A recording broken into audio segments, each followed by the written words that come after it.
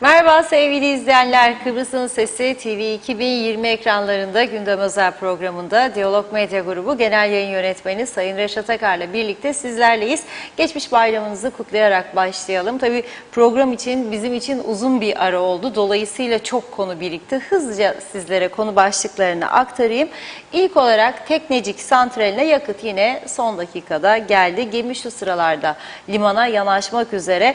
Peki kesintiler devam edecek mi? Hala da bu konu merak konusu. İkinci olarak 4 günlük Kurban Bayramı nasıl geçti? Vatandaşlarımıza sorduk. Röportajlarımız var. Sizlerle paylaşacağız. Sınır kapılarında özellikle Metehan'da yine yoğunluklar yaşandı. Yine uzun araç kuyrukları vardı.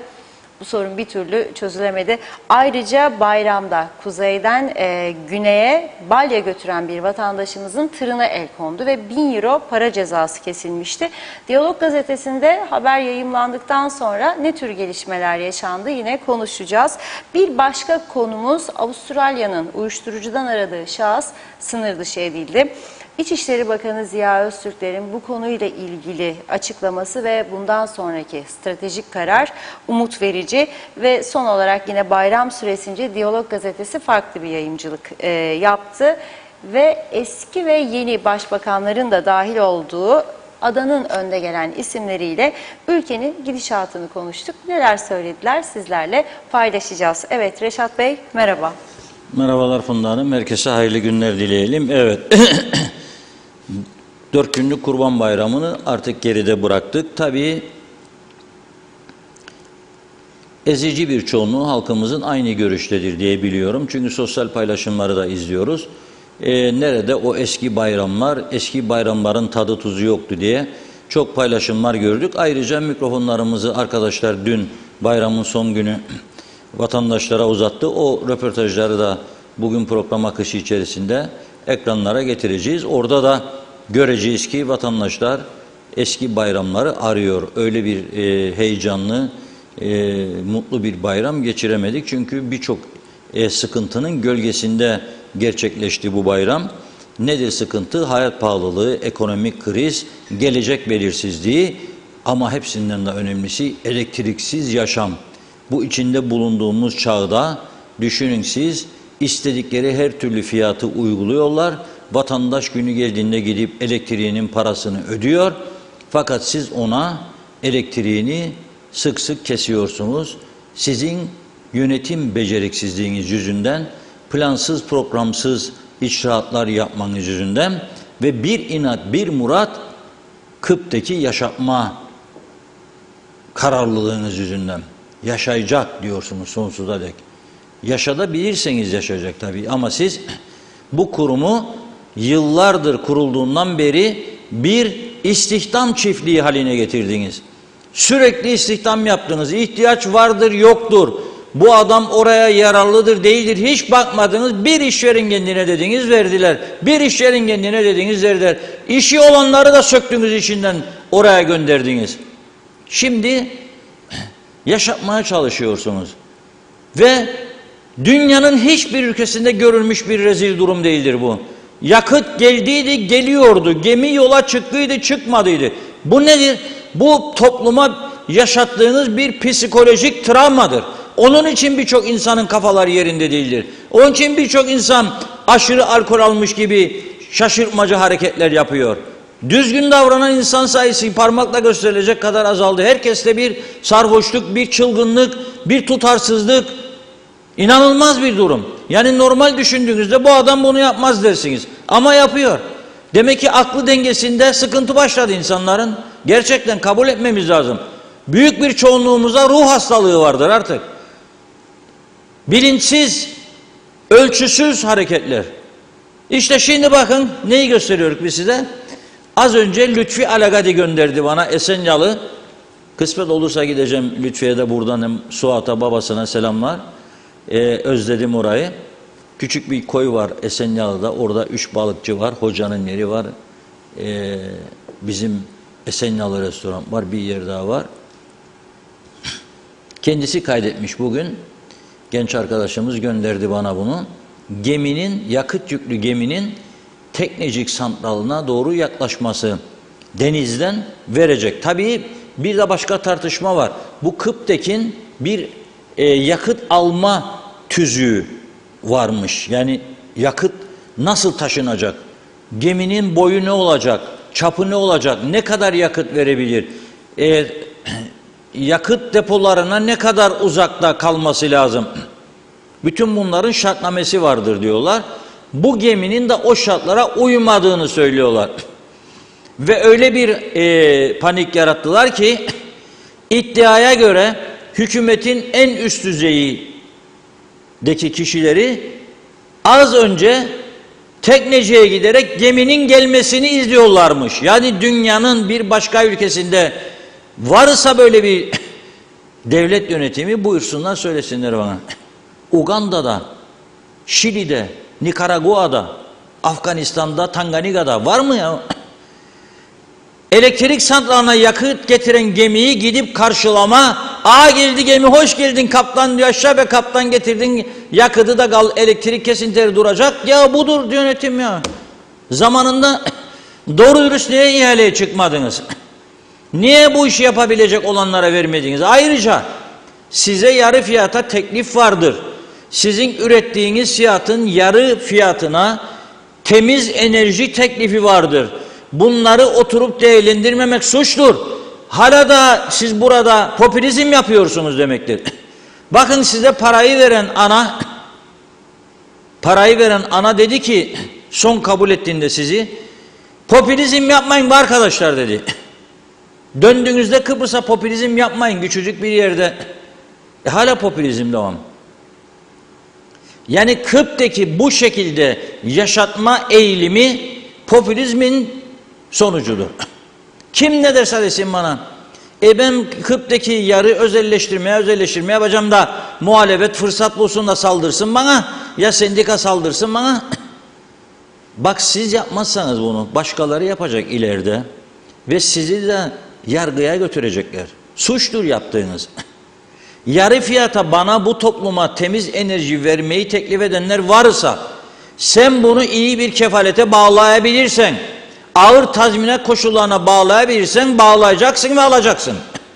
Hakkın yoktur batmış kuruluşu bana zorla yaşatma amacıyla daha da batırmaya, daha da zararları hakkın yoktur. Daha pahalı akaryakıt alıyorlar şimdi.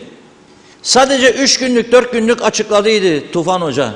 72 milyon kadar bir ekstra maliyet yüklediler toplumun sırtına. Bunu bizden alacaklar. Şimdi yeni faturalara mecburen koyacaklar. Çünkü karşılayacak paraları yoktur. Ama inatla ve ısrarla biz bu çökmüş sistemi, batmış sistemi bu şekilde sürdüreceğiz. Sana kimse işçilerini durdur demiyor oradan. Demiyor. Bakım onarımlarını yapsınlar trafoların. Yeni hatları çeksinler. Ağaçları kessinler, telleri koparmaya yüz tutmuş ağaçları. O işlerle uğraşsınlar. Sen de ama yakıt teminiymiş, elektrik enerji teminiymiş, bunu yapabilirsin. Dünyanın en gelişmiş ülkelerine elektrik veren firmaları sen dışlayamazsın, böyle bir yetkin yoktur. Yani biz tesadüfen bir yerlere geldiysek, birileri bize bir görev verdiyse, birilerin desteğiyle bir yerlere geldiysek, onu biz istediğimiz gibi kullanma hakkımız yoktur. Diktatörce bir yönetim hakkımız yoktur. Böyle bir hakkı kimse bize vermez. Aslında zaten bütün hayatımız burada hep suçtur. Yasa dışıdır. Bütün bu iştahatlar yasa dışıdır. Bakın 20 bini aşkın dönüm orman arazisi yandı. Ne kadar kısa sürede unuttuk. Gündeme ne geldi arkasından hemen? Sık sık elektrik kesintileri. Gündeme ne geldi arkadan hemen? Bayram geldi. Gündeme ne geldi? Bayramlıklar 1050 lira verildi mi verilmedi miydi? Onlar geldi. Unuttuk yangını. Memleket yandı ya. Ciğerlerimiz yandı. Farkında değiliz biz bunun. Ve bugün Teknecik'te gemi karşılaması. Yani Mausa'da karşıladılar. Neyi? Türkiye'nin gönderdiği 2 jeneratörü anlarım. Hadi. O da saçma. O da olmaması gereken. Hangi ülkenin başbakanı, Maliye Bakanı, Enerji Bakanı gider de santral karşılar ya, jeneratör karşılar. Hangi ülkenin? Olabilir mi? Bu demek başka iş yok demektir. Ben diyorum ki size iş ve ben size iş vatandaş olarak, bir vatandaş olarak iş önereyim. Gidin yahu sınır kapılama, iş yapın orada. Ben bugün gene gittim baktım. İş yapın, iş. Gidiniz oraya, sınır kapılarını rahatladınız. Ya size çağrı yaptım, defalarca gene yapıyorum. Veriniz bize görevi. Hadi bilemediniz, bir hafta sonra 4. geçiş noktasını açalım size Metehan'da. Verin bize. Varsa etkiniz verin bize. Para mara da istemem, ben toplayacağım. Kendi arkadaşlarımızla biz yapacağız bu işi. Çünkü oradan para geliyor buraya. Esnafın yüzü gülüyor. Bunlar da gelmese batmıştır zaten burası. Bayram öncesinde arkadaşlarımız röportaj yaptı esnafla. Her taraf ağlıyor. Doğru dürüst iş yok. Biraz işte bayramın 1. günü, 2. günü, 3. günü Lefkoşa'da lokmacı çevresi Arasta'da açanlar biraz iş yaptı. Kebapçısı, börekçisi, meşrubatçısı, ne bileyim hediyelik eşya satıcısı yaptılar. Gitti arkadaşlarımız konuştu. Allah razı olsun diyorlar. Akaryakıt korkunç. Siz her 100 liranın 30 lirasını vergi alıyorsunuz zaten. Yol yapmak için bize ama yol yapmıyorsunuz. Maaşları harcıyorsunuz onu da. Ve dün bir açıklama yapıldı Kıptek'ten. Dendi ki 2'şer saatlik dönüşümlü elektrik kesintisi olacak. Hazırlanın. Neden? Yakıt bitti. Gemi de dediler bugün gelecek ama Cuma'dan önce boşaltma ve deneme test meseleleri var. Kullanılamaz. Demek ki çarşamba, perşembe 2 gün ciddi sıkıntı olacak. 2'şer saat dönüşümlü kesinti dendi. 1 saat sonra bir ikinci açıklama yapıldı Kıptek'ten gene.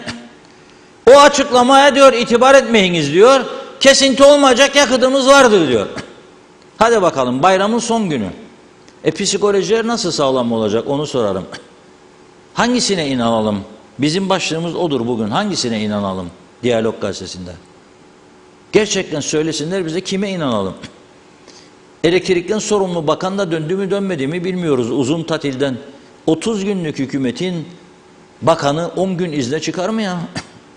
Çalışma yasaları vardır. Hasan Taçoy Çalışma Bakanı bulsun çıkarsın o dairenin müdürlerinden. 6 ay geçer de galiba izin hakkı başlar çalışanların. 1. ayda bakanlar 10 gün izne çıkarsa memurlar ne yapacak? Hiç gitmesi hakkıdır. Ve bu krizde akaryakıt yok, elektrik yok. Gerçekten çok üzücü bir durum. Halbuki ne yapılabilir? Elektrik konusundaki teklifleri masaya konur, en uygun gelenlerle anlaşılır ve denenir o sistem. Yok ki bir taraftan eşit egemen devlet mesajıyla, sloganıyla müzakere sürecini başlatmıyoruz. Da öte taraftan da Güney Kıbrıs'tan günde 50 megawatt, 60 megawatt elektrik istiyoruz. Ve o da bizim fiyatların 2 katının üzerinde ödemeyi derifte ediyoruz. Ama bu taraftan dünyanın birçok ülkesine enerji veren, elektrik veren gemilerden şirketleri muhatap kabul etmiyoruz. Değerlendirmiyoruz. Bu kabul edilebilecek bir durum değildir. Yani gerçekten ben endişeliyim. Kabul edilebilecek bir durum değildir. Bunun ileride ciddi sıkıntılar yaratacağını da düşünüyorum. Ama bugün yakıt geldi. Birkaç gün elektrik kesilmezse bizler de vatandaşlar olarak sesimizi keseceğiz hepimiz. Elektrikler tamam. Klimalar çalışıyor mu? Tamam. Sıcakta bitmiştir sorun. Ama sorun bitmiş değildi. Bütün adanın her tarafını teknicik için akaryakıt deposu yapsanız da, içini doldursanız da ağzına kadar teknicik elektrik Kıptek sorunu bitmemiştir. Çünkü ürettiği elektrik yetersizdir. Mevcut Türkiye'den gelen jeneratörleri de ilave ettiğimizde 180 megawata kadar elektrik üretebilir bu teknecik. Hadi 190 tümünü termik santrali ki zehirliyor bütün canlıları devreye koysa da ve tümü çalışsa da Siz 140-150 megawatt günde açıktasınız. Bunu Aksa'dan ve Rum tarafından karşılamak zorundasınız. Böyle mi devam edeceksiniz 2 katı Rum tarafı? Yoksa sizin ürettiğiniz maliyetlerin de altında gelen bir teklif var veya başka teklifler, onları mı değerlendireceksiniz? Bütün aday diyorum, akaryakıt deposu yapsak da hepsini ağzına kadar doldursak da akaryakıt, Teknecik Kıptek sorunu bitmiş sayılmaz. Bu üretim yeterli değildir. Bu üretim şekli zehirlemedir ülkeyi. Ve bu üretim şekli kazıklamadır halkı, vatandaşları. Ve bu üretim şekli her zaman risk demektir. Çünkü jeneratörlerin bakım onarımı gelecek. Şimdi yakıt geldi ya, 3 gün sonra jeneratörler arıza diyecekler. Bakım onarım diyecekler. Gene 8 saat, gene 10 saat, gene 4 saat kesinti. Yedek parça diyecekler. Sayaç yoktur diyecekler. Trafolar kaldırmadı yükü diyecekler. Bitmez yani. Bitecek gibi değildir. Herkes kendi çapına göre hareket etmek zorundadır. Bizim gibi küçücük bir toplum, çapımız neyse ona göre hareket etmek zorundayız. Uçak isterler bazıları. Batırdı Kıbrıs Türk Hava Yolları'nı, gitti milli kurulmuş da falan filan. Rum'un da battı Milli Hava Yolu. Wizz Air'la anlaştı. Yerli hava yolu gibi uç dedi, git gel. Düşürdü meydan vergilerini, uçuruyor. Ben dedi yapamam dedi. 1 milyonluk nüfus. 300 bin ve üstelik onlar da Rum Hava Yolları yönetimi siyasetin oyuncağı değildi. Daha profesyonel kadroları vardı. Biz de oradan siyasetin oyuncağı yaptık. Partinin ilçe başkanlarını genel müdür yaptık ya biz. Hiç ilgisiz konular. Kıptek de aynı durumda. Bir ayın içinde 4 defa yönetim kurulu değiştiler. Siyaset 4 defa. Elektrikle hiç ilgisi olmayan insanlar Kıptek yönetim kurulunda. Hayatlarında bu konuyla hiç ilgilenmemiş insanlar. Ve biz bu düzenin düzelmesini umut edeceğiz. Mümkün değildir bence. Hiç mümkün değildir. Başlayalım mı? Başlayalım. Çok mu mesaj var? Vakitlice var, evet. Vallahi var. sabotaj Olmaz yapıyorsunuz mı? bana. Evet. Olmaz mı? Hem siz de soluklanırsınız. Hızlıca başlayayım o zaman ben. Teşekkür ederek. Yunus Gildir iyi yayınlar, bayramınız mübarek olsun demiş. Bir dakika. Hatice Sarı'da. Yavuz Umar, Diller şehri Isparta'dan bize selamlarını yolladı. Geçmiş bayramımızı kutluyor. Galiba kaldığınız yerden devam edeceksiniz. Kısaca bakanlar, bakmayanlar iyidir inşallah diyor. Erol Hasan da bayramınız mübarek olsun, iyi yayınlar diledi. Evet, Sabri Nergis 25 gün şartel indirdim. Bu halde bile bu ay ödediğim 400 lira. Bu nasıl düzen? Can Özyiğitler, bizden de hayırlı günler. Ben inanıyorum ve de diyorum ülkede koronanın girmediği ev yoktur. Maske takın dediler, diyenler takmıyor. Hal böyleyken kim kimi denetleyecek? Sadece gemi karşılama ve şov yapmaktır. Mehmet Uluçaylı, hayırlı yayınlar. Ferah Barışsev, evet, bu Teknecik fuel alma kapasitesi nedir? Bugüne kadar ne kadarını doldurdular? Tarihte onu da sorgulamak lazım. İsa Dedeoğulları karşılama mehtersiz olamaz diyor. Ulus Barani. Evet, Ünal Üstel tarafından Sağlık Bakanı yapılan UBP'li İzlem Gürçağ, KKTC'de yeniden patlayan koronavirüs için ne yapıyor? Bir bilen varsa bizleri de aydınlatsın demiş. Demre Coşkun, Avrupa evlerine güneş enerjisiyle elektrik üreten kiremitler döşemeye başladı. Bizi yönetmeye çalışanların haline bak, bıraksınlar gitsinler artık. Fırat Zihni, geçmişi erken unutuyoruz ama arşiv unutmaz. Limanda jeneratör karşılama zamanında CTP döneminde de oldu. Elektrik kesintileri yine aynı hükümet döneminde de olmuştu. Hem de 24 saat gelmemişti. Yani demem o ki 32 yaşındayım ve kendimi bildim bileli her hükümet dönemlerinde diyor bu sorunlar yaşandı. Peki biz ne yaptık? Sağ olsun Anavatan veya bakın olmuyor. Onun için federal çözüm sloganları atmaktan başka bir şey yapmadık. İyi yayınlar diledi. Mehmet Kurtulmuş selamlar. Kıptek'te yalancı, hükümette olan yine bu halka olur. Hacer Kılıçoğlu, memleket ve millet umurlarında olsaydı bu ada Avrupa'nın gözbebeği olurdu.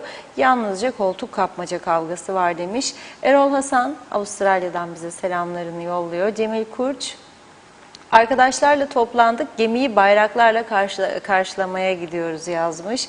Mustafa Özcan, her şeyi bir tarafa koyduk, pahalılıkla yaşam savaşı veriyoruz. Ancak ufaktan artan Covid vakalarıyla ilgili Sağlık Bakanlığı'ndan şöyle tedbir alın, bunu yapın, şunu yapın, hatırlatma aşısı yapılacak mı, yapılmayacak mı? Bunlar için hiç ses seda yok demiş. Sosyal medyada ise bir arkadaşımızın bu konuda serzenişine Sayın Doktorumuz Bülent Dizdarlı Bey'in verdiği cevap, ben kaç gündür Ali Pilli'yi ararım. Adama haksızlık yaptık, özür dileyeceğim. Bazen konuşarak, bazen zorlayarak da olsa bir sürü deneyim kazanıp iş yapmıştı. Maşallah diyor, bu hanımefendi hepsini bir kalemde yok etti. Hastane yok, filasyon yok, su uyur, Covid uyumaz. Tam gidiyordu, baktı ki aymazlık var, geri döndü. Olan bu demiş. Aylin Kızıl hayırlı yayınlar. Yusuf Tutuş, ülkenin çilesi bitmiyor ki, Ercan Havaalanı'na misafir karşılamaya gidiyoruz. Kışın dışarıda bıraktılar bizi, yazın da dışarıda bıraktılar. Sıcağın içinde misafir karşılıyoruz ve hiçbir yetkili bu gidişatı görmüyor ve içeriye girdiğimizde misafir karşılamaya ve polisler bizi bırakmıyor. Şoförlere içeri girmesi yasaktır diyor. Hamit Karabul, ben olsam ruhun yerinde olsam vermem demiş. Sayın Bakan şeytan taşlıyor Reşat Bey. Bülent Lider Mehmet Küçük, Lefkoşa Ortaköy'de büyük sokak köpeklerinden çok şikayetçiyiz. Bu hayvanlar geceleri yaşlı insanlara ve gençlere saldırmakta. Yetkililere kaç kere söyledik ancak hiçbir şey yapılmadı. Bu hayvanlar gruplar halinde dolaşmakta ve çok cüsseli canlılar. Lütfen bu konuda da diyor gündeme alın ve hızlıca ve hemen önlem alınız. Saygılar, sevgiler demiş. Evet, Serkan Erol, söylemeye gerek yok diyor Reşat Bey, artık inanır mısınız demiş. Artık umurlarında değil KKTC halkı ve piyasalar, özel sektör. Memuru, bakanı %56 hayat pahalılığı alacak. Maaşı 60-70 bin olacak. Ben benzin koyup da evime gidemeyeceğim. Evde bir çocuğum var, eşim hamile, yolda kalacağım ve evime gidemiyorum. Tek derdi kendi maaşları ve memur maaşı. Çok doluyum. İnan ki kendime demiş, hakim olmaya çalışıyorum. Uğuz Barani, Hacı Sunat Atun taş attığı hacda acaba kendi parasıyla mı gitti yoksa onu da mı örtülü ödeneği kullandı? Ayrıca madem ki hala daha yıllık izin hakkı yok, çıktığı izin günlerinin parasını maaşından kessinler. Asır Hazar, burası KKTC, artık ilkleri yaşıyoruz. Jeneratör gelir, mazot gelir, idarecilerimiz bir marifetmiş gibi karşılamalarda. Bu duruma zaten kendileri getirmedi mi? O kadar çok vakitleri varsa biraz da demiş halkıyla iç içe olsunlar, onların dertlerini dinlesinler. Hakan Yıldırım, sizi Muğla'dan izliyorum diyor. Reşat Bey'e de selamlar, iyi yayınlar, çok teşekkür ederiz. Celal Harun, 30 Temmuz 2022 tarihinde Elsen Genel Kurulu yapılacaktır. Genel Kurulun nerede yapılacağı yeri ve gündemi üyelerin bilgisine getirilmemiştir. Mali hesapla ilgili bilanço ve gelir gider tablosu da hazırlanmadı. Zeki Uçer Londra'dan bizi izliyor. O da selamlarını yolladı. Mehmet Uluçaylı, bir tüccarın gemiyle yurt dışından ithal ettiği malı geldiğinde komisyoncu gider ve malı gutladı. Bizim siyasiler neredeyse resmi tören düzenleyecekler, yakıt geldi diye dedi. Evet, birkaç mesaj okuyup ara verelim. Engin Ömer Kunt, gemi kazasız belasız boşaltıldı mı diyor. Mehmet Akın, seviliyorsunuz demiş. Evet Reşat Bey, vatandaşlıklar hakkında da konuşun. Hak edene uğraştırmadan bir asgari ücret karşılığında vatandaşlık verirsin. KKTC hükümeti bizlere bu çeliği neden reva görüyor? Ali Çeliker de yarın elektrikler Mausa bölgesinde kesilecekmiş. Hani mazotumuz vardı? Dükkanı kapatsınlar, bitti bu iş diyor. Necdet Mavi Gözlü, Kuzey Kıbrıs Birleşik Afrika Pakistan Cumhuriyeti'nden bize iyi yayınlar diledi. Ve diyor ki Kıptek'teki 45 senedir aynı tas, aynı hamam, hiç de düzelecek değil. Son Zehra Sencer'den okuyayım. Hayırlı yayınlar, Karpaz'dan sevgilerimle demiş. Süpersiniz diyor. Çok teşekkür ederim Zehra Hanım. Fatma Gürer de yarın Lefkoşa'nın bazı bölgelerinde ve Boğaziçi'nde 8 saat elektrik kesintisi olacak diye az önce bildirim geldi Kıptek'ten demiş. Evet, devam edeceğiz mesajlara. Gündemimiz yoğun. Şimdi sözü Reşat Bey'e bırakayım. Buyurun. Evet, çok teşekkür ediyoruz. Erken geçtik mesajlara çünkü okunmadığı zaman bazı izleyicilerimiz haklı olarak tepki gösteriyor. Niye bizim mesajlarımız okunmuyor diye. Yoksa gündem yüklü bayağı. 4 gün bayram süresince biz çalıştık tabii. Öyle bayram tatili falan yok bizde. Her bayram çalıştığımız gibi bu bayram da çalıştık. Şimdi tabii bayramda da farklı gazetecilik yapmaya çalıştık. Bugüne kadar irdelenmeyen konuların üzerine gitmeye çalıştık. Özel röportajlarımızda konuşmalar yaptık. Bazı önemli kişilerle onları da yayınlamaya çalıştık. Bir kısmını bugün konuşacağız programda. Tabii en önemli gündem maddelerinden birisi de bugün yine gazetemizde de kullandığımız bir haber var. Ama bu haberle ilgili olarak da İçişleri Bakanı Ziya Öztürkler'in bugün sosyal medya açıklaması var. Onu da gündeme getirmek istiyoruz. Şimdi 2021 yılında 11 Ağustos 2021 yılında Kuzey Kıbrıs'a gelen ve ikamet izni alan ve Avustralya hükümeti tarafından aranan bir şahıs vardı. Bunun uyuşturucu baronu olduğu iddia ediliyor. Mark Douglas. Bu şahıs bir yıla yakın bir süredir Kuzey Kıbrıs'ta yaşıyor ve tabii ki Avustralya'dan Türkiye'ye, Türkiye'den de buraya uyarı geldiği için KKTC hükümeti bunu tutuklayıp iade etmek zorundaydı. Ve İçişleri Bakanlığı ne yaptı? 8 Temmuz günü deport kararı aldı bu şahısla ilgili. 10 Temmuz'da da bu Mark Douglas 2 tane polis eşliğinde uçağa bindirilip Ankara'ya gönderildi. Büyük bir olasılıkla bugüne kadar Avustralya Büyükelçiliğine Ankara'da teslim edilmiştir. Şimdi eğer tanınmamış bir devlet olsanız bile, eğer Avustralya gibi bir Commonwealth ülkesi, İngiliz Uluslar Topluluğu'nun üyelerinden önemli bir ülke sizden istiyorsa ve ciddi kanıtlar varsa elinden ve bu sizin vatandaşınız değilse elbette seve seve onu iade edeceksiniz. Bunun kaçarı yoktur. Şimdi bazı çevreler bu olaydan sonra efendim İçişleri Bakanlığı bunu niye yaptı gibisinden saldırılara geçti. Belli ki bir yerlerden bir şeyler alıyorlar, dürtü alıyorlar. Tekrar ediyorum. Kuzey Kıbrıs Türk Cumhuriyeti tanınmamış olsa bile Avustralya gibi bir ülkenin talebi karşısında aranıyorsa ve uyuşturucu baronuysa onu iade etmekten başka bir şansı yoktur. Hiç kimse de dünyaya meydan okuyabilecek güçlü olduğumuzu düşünmesin. Zaten böyle bir güç yoktur dünyada dünyaya meydan okuyabilecek. Kimse okuyamaz. Ve kaba kuvvetle yatan kaba kuvvetle kalkar. Sonu da hiç iyi olmaz. Bizim bugün Türkiye'nin dışında da ayakta durmamızı sağlayan hiçbir ülke yoktur. Ve bazı ülkelerde eğer üzerimize gelmiyorsa ciddi zannetmeyelim ki biz meydan okuyoruz diyedir. Da korktular bizden Amerika, İngiltere, Almanya. Yok öyle bir şey. Sadece ve sadece bizi kurtaran 2004 yılının referandumudur. İyi, bunu aklımıza yerleştirelim. 2004 referandumu bizi kurtardı. Rumlar hayır dediği için bize 2004'ten bugüne ağır baskı yapmıyorlar. Rumlar hayır dediği için ve Kran Montana'da son anda Anastasiadis hazırlayın valizleri uçak havaalanında beklesin gidiyoruz dediği için sona geldik bitiriyorlardı. Türkiye dedi ki Cumhurbaşkanımız gelmeye hazır, çağırın siz de Yunanistan Başbakanı, burada bitirelim dedi. Ama gelmedi Yunanistan Başbakanı. Ve Rumlar da valizleri alıp kalktı gitti. Bunu gördüğü için Birleşmiş Milletler Genel Sekreteri şimdi ne yapıyor? Genel Sekreter raporunda federasyondan söz etmemiş diye Rumlar bağırıyor. Birleşmiş Milletler, özür dilerim, barış gücünün görev süresini uzatmaya yönelik bir rapor taslağı hazırladı Genel Sekreter. Ve ne her neyse bu taslağı daima Rumlar önceden ele geçiriyor, yayınlıyor. Biz de onların yayınlarından öğreniyoruz. Bizim diplomasimiz de bu kadar başarılıdır işte. Rumlardan öğreniyoruz her şeyi. Onlar başarıyor, elde ediyor, taslağı alıyor, üzerinde yorum yapıyor, genel sekreterliğe baskı kullanıyor, propaganda yapıyorlar. yumuşatmak için, kendi lehlerine çevirmek için biz ne yapıyoruz? Sadece seyrediyoruz ve meydan okuyoruz sadece.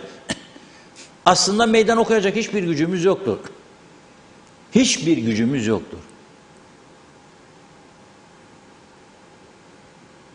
Ve abe toprağı olmuş bir ülkeyi sonsuza dek de böyle bölünmüş yaşatma imkanımız da yoktur. Bırakmazlar bizi. Kendimize gelelim.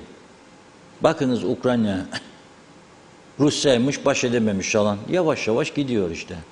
Savaşta değilmiş gibi. Milyonlarla vatandaşı Rusların plajlardadır. Denizlerdedir. Güneşlenmededir. Türkiye'de orada burada.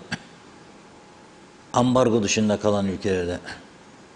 Ama 10 milyon Ukrayna vatandaşı da göçmen durumundadır. Başka ülkelerde sığıntıdır. Zor şartlarda yaşıyorlar. Kaba kuvvetin hiçbirine insana faydası yoktur. Savaşların hiçbir şeyi yoktur. Kendimize gelelim barış içerisinde. Yurtta sulh, cihanda sulh. Atatürk'ün sözü. Nedir şimdi mesele? Biz 2004'te evet dedik, onlar hayır dedi diye bizi idare ediyorlar. Rumlar biraz yaklaşsaydı bu çözüme, hele Kram Montana'da, hele Akıncı gibi Limassollu, iki Limassollu bir araya geldi. Akıncı gibi bir Kıbrıs Türk lideri buldun sen. İlk defa sana harita verdi Türkiye'nin de olduğu masada. Ve sen valizi alıp kaçıyorsun ha. O yüzden bize işte göz yumuyorlar bir takım şeylere. Ama eğer Avustralya'nın aradığı bir uyuşturucu baronuysa vermek zorundadır. Kimse İçişleri Bakanı'na saldırmasın. İçişleri Bakanı'nın daha bugünlerde binlerce kişiyi deport etmesi lazım. Bakın söylüyorum, onlarca demiyorum, yüzlerce demiyorum, binlerce kişi. Öyle insanlar var, kayıt yapıyor üniversite diye, takip edilmedikleri için hiç gitmiyor eğitim kurumuna, takip edilmedikleri için bunlar sağda solda çalışıyor ve Çalışma Bakanı diyor ki benim bunları kontrol edecek adamım yok diyor. Olamaz öyle bir şey, öyle bir lüks olamaz. O zaman kapatın bakanlığı, gerek yoktur. Sadece siz zorunlu işletmelerden sigorta primi toplayarak mı yapacaksınız bu görevi? 10 bin, 20 bin, 30 bin kaçak vardır bu ülkede çalışıyor. Adres gösteriyorum size, işte organize sanayi, işte Hasbulat. Yürüyün bakalım, binlerce insan bulursunuz. Ve ne maddeyse kullandıkları, giriyor eve vatandaşın, bayram günlerinde söylüyorum. Bayram günlerinde yaşında bunlar. Giriyor evine, uyuyor evinde vatandaşın kendi eviymiş gibi. Vatandaş sabah uyandığında bakıyor salonda biri uyuyor. Bu kim diyor, çığlık atıyor. O uyanıyor, bakıyor yüzüne, gülüyor. Alabileceği bir şey varsa alıyor gidiyor. Yarın bu başka türlü de olacak. Silahı olan bir adamın evine girdiğinde çekip silahı vuracak bunu. Bu defa yasalarımız ne der? Vurdun suçlusun der. Nefsi müdafaa diye bir şey var. Geldi beni soymaya, geldi beni öldürmeye. Yasaları elleyen yok. Tedbir alan yok. Her eve girmeye başladılar. Müthiş hırsızlıklar oluyor. Bizim arkadaşlar söylüyor. Her gün 3 tane 4 tane Nijeryalı geliyor diyorlar gazete. Work work, money money, hungry hungry, açım diyor. İş var mı diyor. Para para diyor. Ne olacak bu iş? Ne kadar kaldıracak bu toplum? Onun için İçişleri Bakanı'na saldırmayın. Yardımcı olmak zorundayız. Gelip adam gibi eğitimini alanlara selam olsun. Ama bunun dışında evleri basacak, hırsızlık yapacak, aç kalınca çalacak, çırpacak. Olamaz böyle bir şey. Onun için gönderecek. Uçakla değil, şimdi Türkiye ile anlaştığını duyduk İçişleri Bakanı'nın. 200 lira kelle başı veriyorlar. Gemiye koyup gönderiyorlar. Yalnız dikkat edin. Biraz önce söyledim. Uyuşturucu baronunun yanına KKTC polisi 2 kişi koymak zorunda. Kelepçeleyip Ankara'ya gönderiyor. Hangi bir yere yetişecek polis? Şimdi Gülşah Hanım da bugün çağrı yapanlardan biri polise, ona geleceğim ama Ziya Öztürkler, İçişleri Bakanı, belli ki baskı altında kalıyor. Belli ki saldırı var, baskı var üzerine ki bugün bir açıklama yapmış. Şöyle diyor, babamın diyor bize bıraktığı en büyük miras tertemiz Öztürkler soyadıdır diyor. Her zaman üstlendiğim görevlerde en iyisini yapmak, topluma faydalı olmak ve babama verdiğim sözü tutmak için çalıştım. Bundan sonra da ona layık bir evlat olarak ülkemi, insanımı sevmeye ve onlar için çalışmaya devam edeceğim. Maddi olarak diyor bir arabam, 5 yıldır tamamlamaya çalıştığım fakat yarısına bile gelemediğim bir ev projem var. Bunun dışında bankalarda mevduat hesabımda yoktur. Fakat bankalara sorumluluklarımı düzenli olarak yerine getirdiğim kredi ödemelerim vardır. Şu anda apartman dairesinde oturmaktayım. Bu daire de rahmetlik babamın alın teriyle 2000 yılında yapılmıştı. Birileri bir şey diyecek, yazacak diye doğru olandan geri adım atacak değilim diyor. Güvenlik kuvvetlerimize, polisimize güvenim tamdır. Polis Genel Müdürlüğümüzden gelen raporları uyguladım. Bundan sonra da uygulamaya devam edeceğim diyor. Uzun zamandan beri halkımızın rahatsızlığını dile getirdiği ülkedeki yabancıların suça karışması, kaçak olarak ülkede kalanların yarattığı huzursuzluk, mafyalaşma ve çeteleşmeye söylenmenin arttığı bir dönemde bu konuda adım atacağımı ilk günden söylemiştim. Halkımızın huzuru ve güvenliği için elimden geleni yapıyorum. Bundan sonra da yapmaya devam edeceğimden hiç kimsenin kuşkusu olmasın diyor. Şimdi başarılı olabilmesi için Çalışma Bakanlığı, İçişleri Bakanlığı ile birlikte ve Polis Genel Müdürlüğü'nün müşterek bir, hatta belediyelerin zabıtalarının da dahil edileceği geniş bir kadro, bir planlama yapılarak bu işin üstüne gidilirse bir ay, en fazla bir ay içerisinde büyük çapta bu iş çözülür. En geç bir ay. En geç bir ay. Bir de yasa gücünde kararname yetkiniz varsa esas onun için çıkaracaksınız. Diyeceksiniz ki ev kiralamalar sözleşme olmazsa kira sözleşmesi yapanlara bu kadar ceza gelecek diye. Yasaysa toplayın meclise çıkarın. Ve yapmak zorundadır bu arkadaşlar bu sözleşmeleri. Yok ki 50 isterlin 100 isterlin daha fazla kiralayacak diye kaçak insanlara ev kiralayacaksın sen. Bana ne, 6 ayda peşin aldım, devlet düşünsün. Yok, sen de düşüneceksin, bu ülkenin vatandaşısın. Düşünmezsen ben seni düşürürüm. Varırsanız bunu yapacaksınız arkadaş. Devlet yönetmek öyle basit iş değildir. Bunları yapmak zorundasınız. Hesaba çekeceksiniz kendisini. Kiralıyor musun? Evet. O zaman vergisini ödeyeceksin ve kime kiraladığını ben bileceğim devlet olarak. Var mı çalışma izni sen kiralarken bunu? Var mı oturma izni? Var mı öğrenci belgesi? Devam ediyor mu okuluna? Okulundan tasdikli belge getirecek sana eğer öğrenciyse. Devam ediyorsa kiralayacaksın. Aynı şekilde arabalar da. Bugün bilir misiniz ne oldu? Girne Lefkoşa yolunda Boğaz kavşağına, Sentilyara'nı geçince Boğaz kavşağı, yolun sol tarafı güvenlik kuvvetleri karargahları. Oraya uçuyordu kiralık araba. Uçuyordu diyorum size, uçuyordu. Gırdı döktü bütün koruyucu bariyerleri. Yangın çıktı, itfaiye araçları, polis seferber, 50 kişi orada görevli. Trafik tıkandı. 1 saatte geçebildim ben oradan. Ne bu? Bir tane madde bağımlısı büyük bir olasılıkla basıyor gaza, gündüz vakti gidiyor. Ezip eliyor ortalığı, her taraf darmadan. Ya uçsaydı aşağı, cephanelik falan patlayabiliriz aşağıda. Bariyerler durdurdu onu.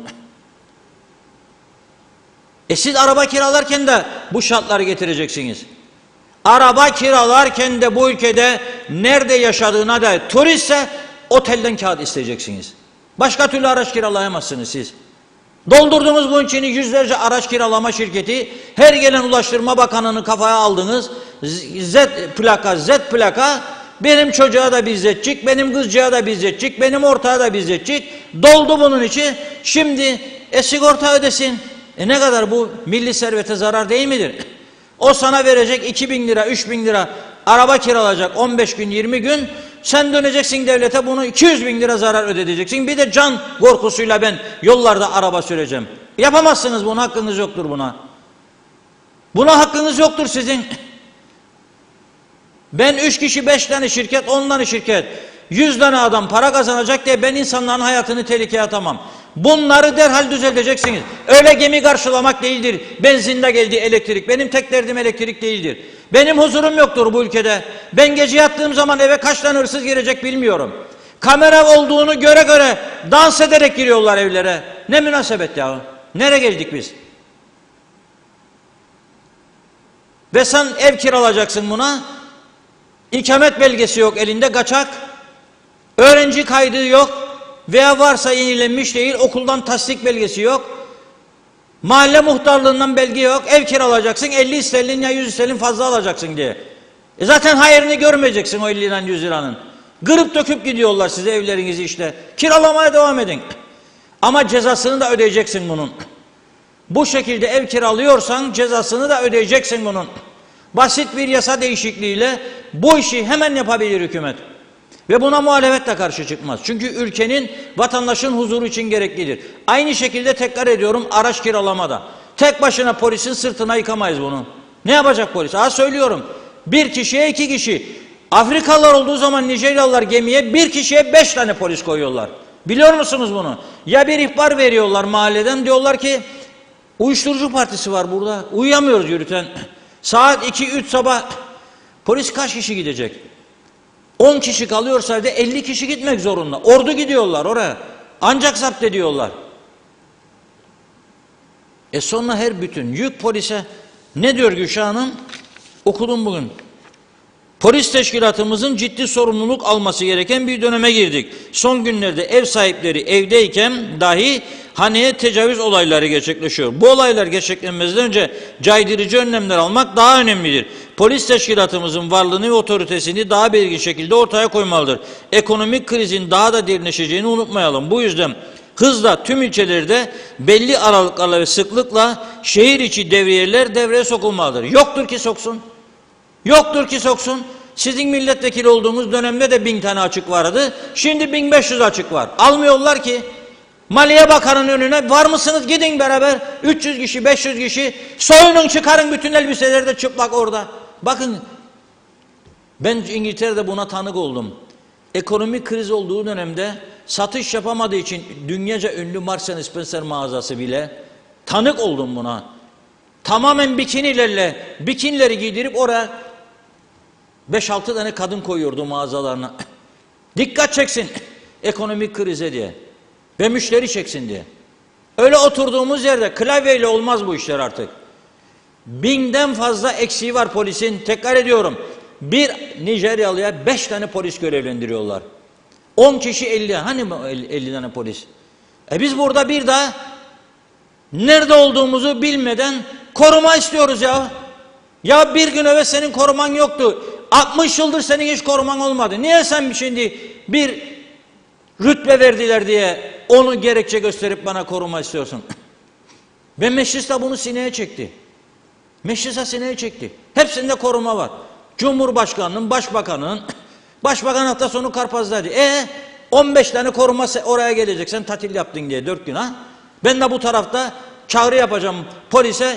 Tedbir al sokaklarda devreye. Hangi polisin alacak?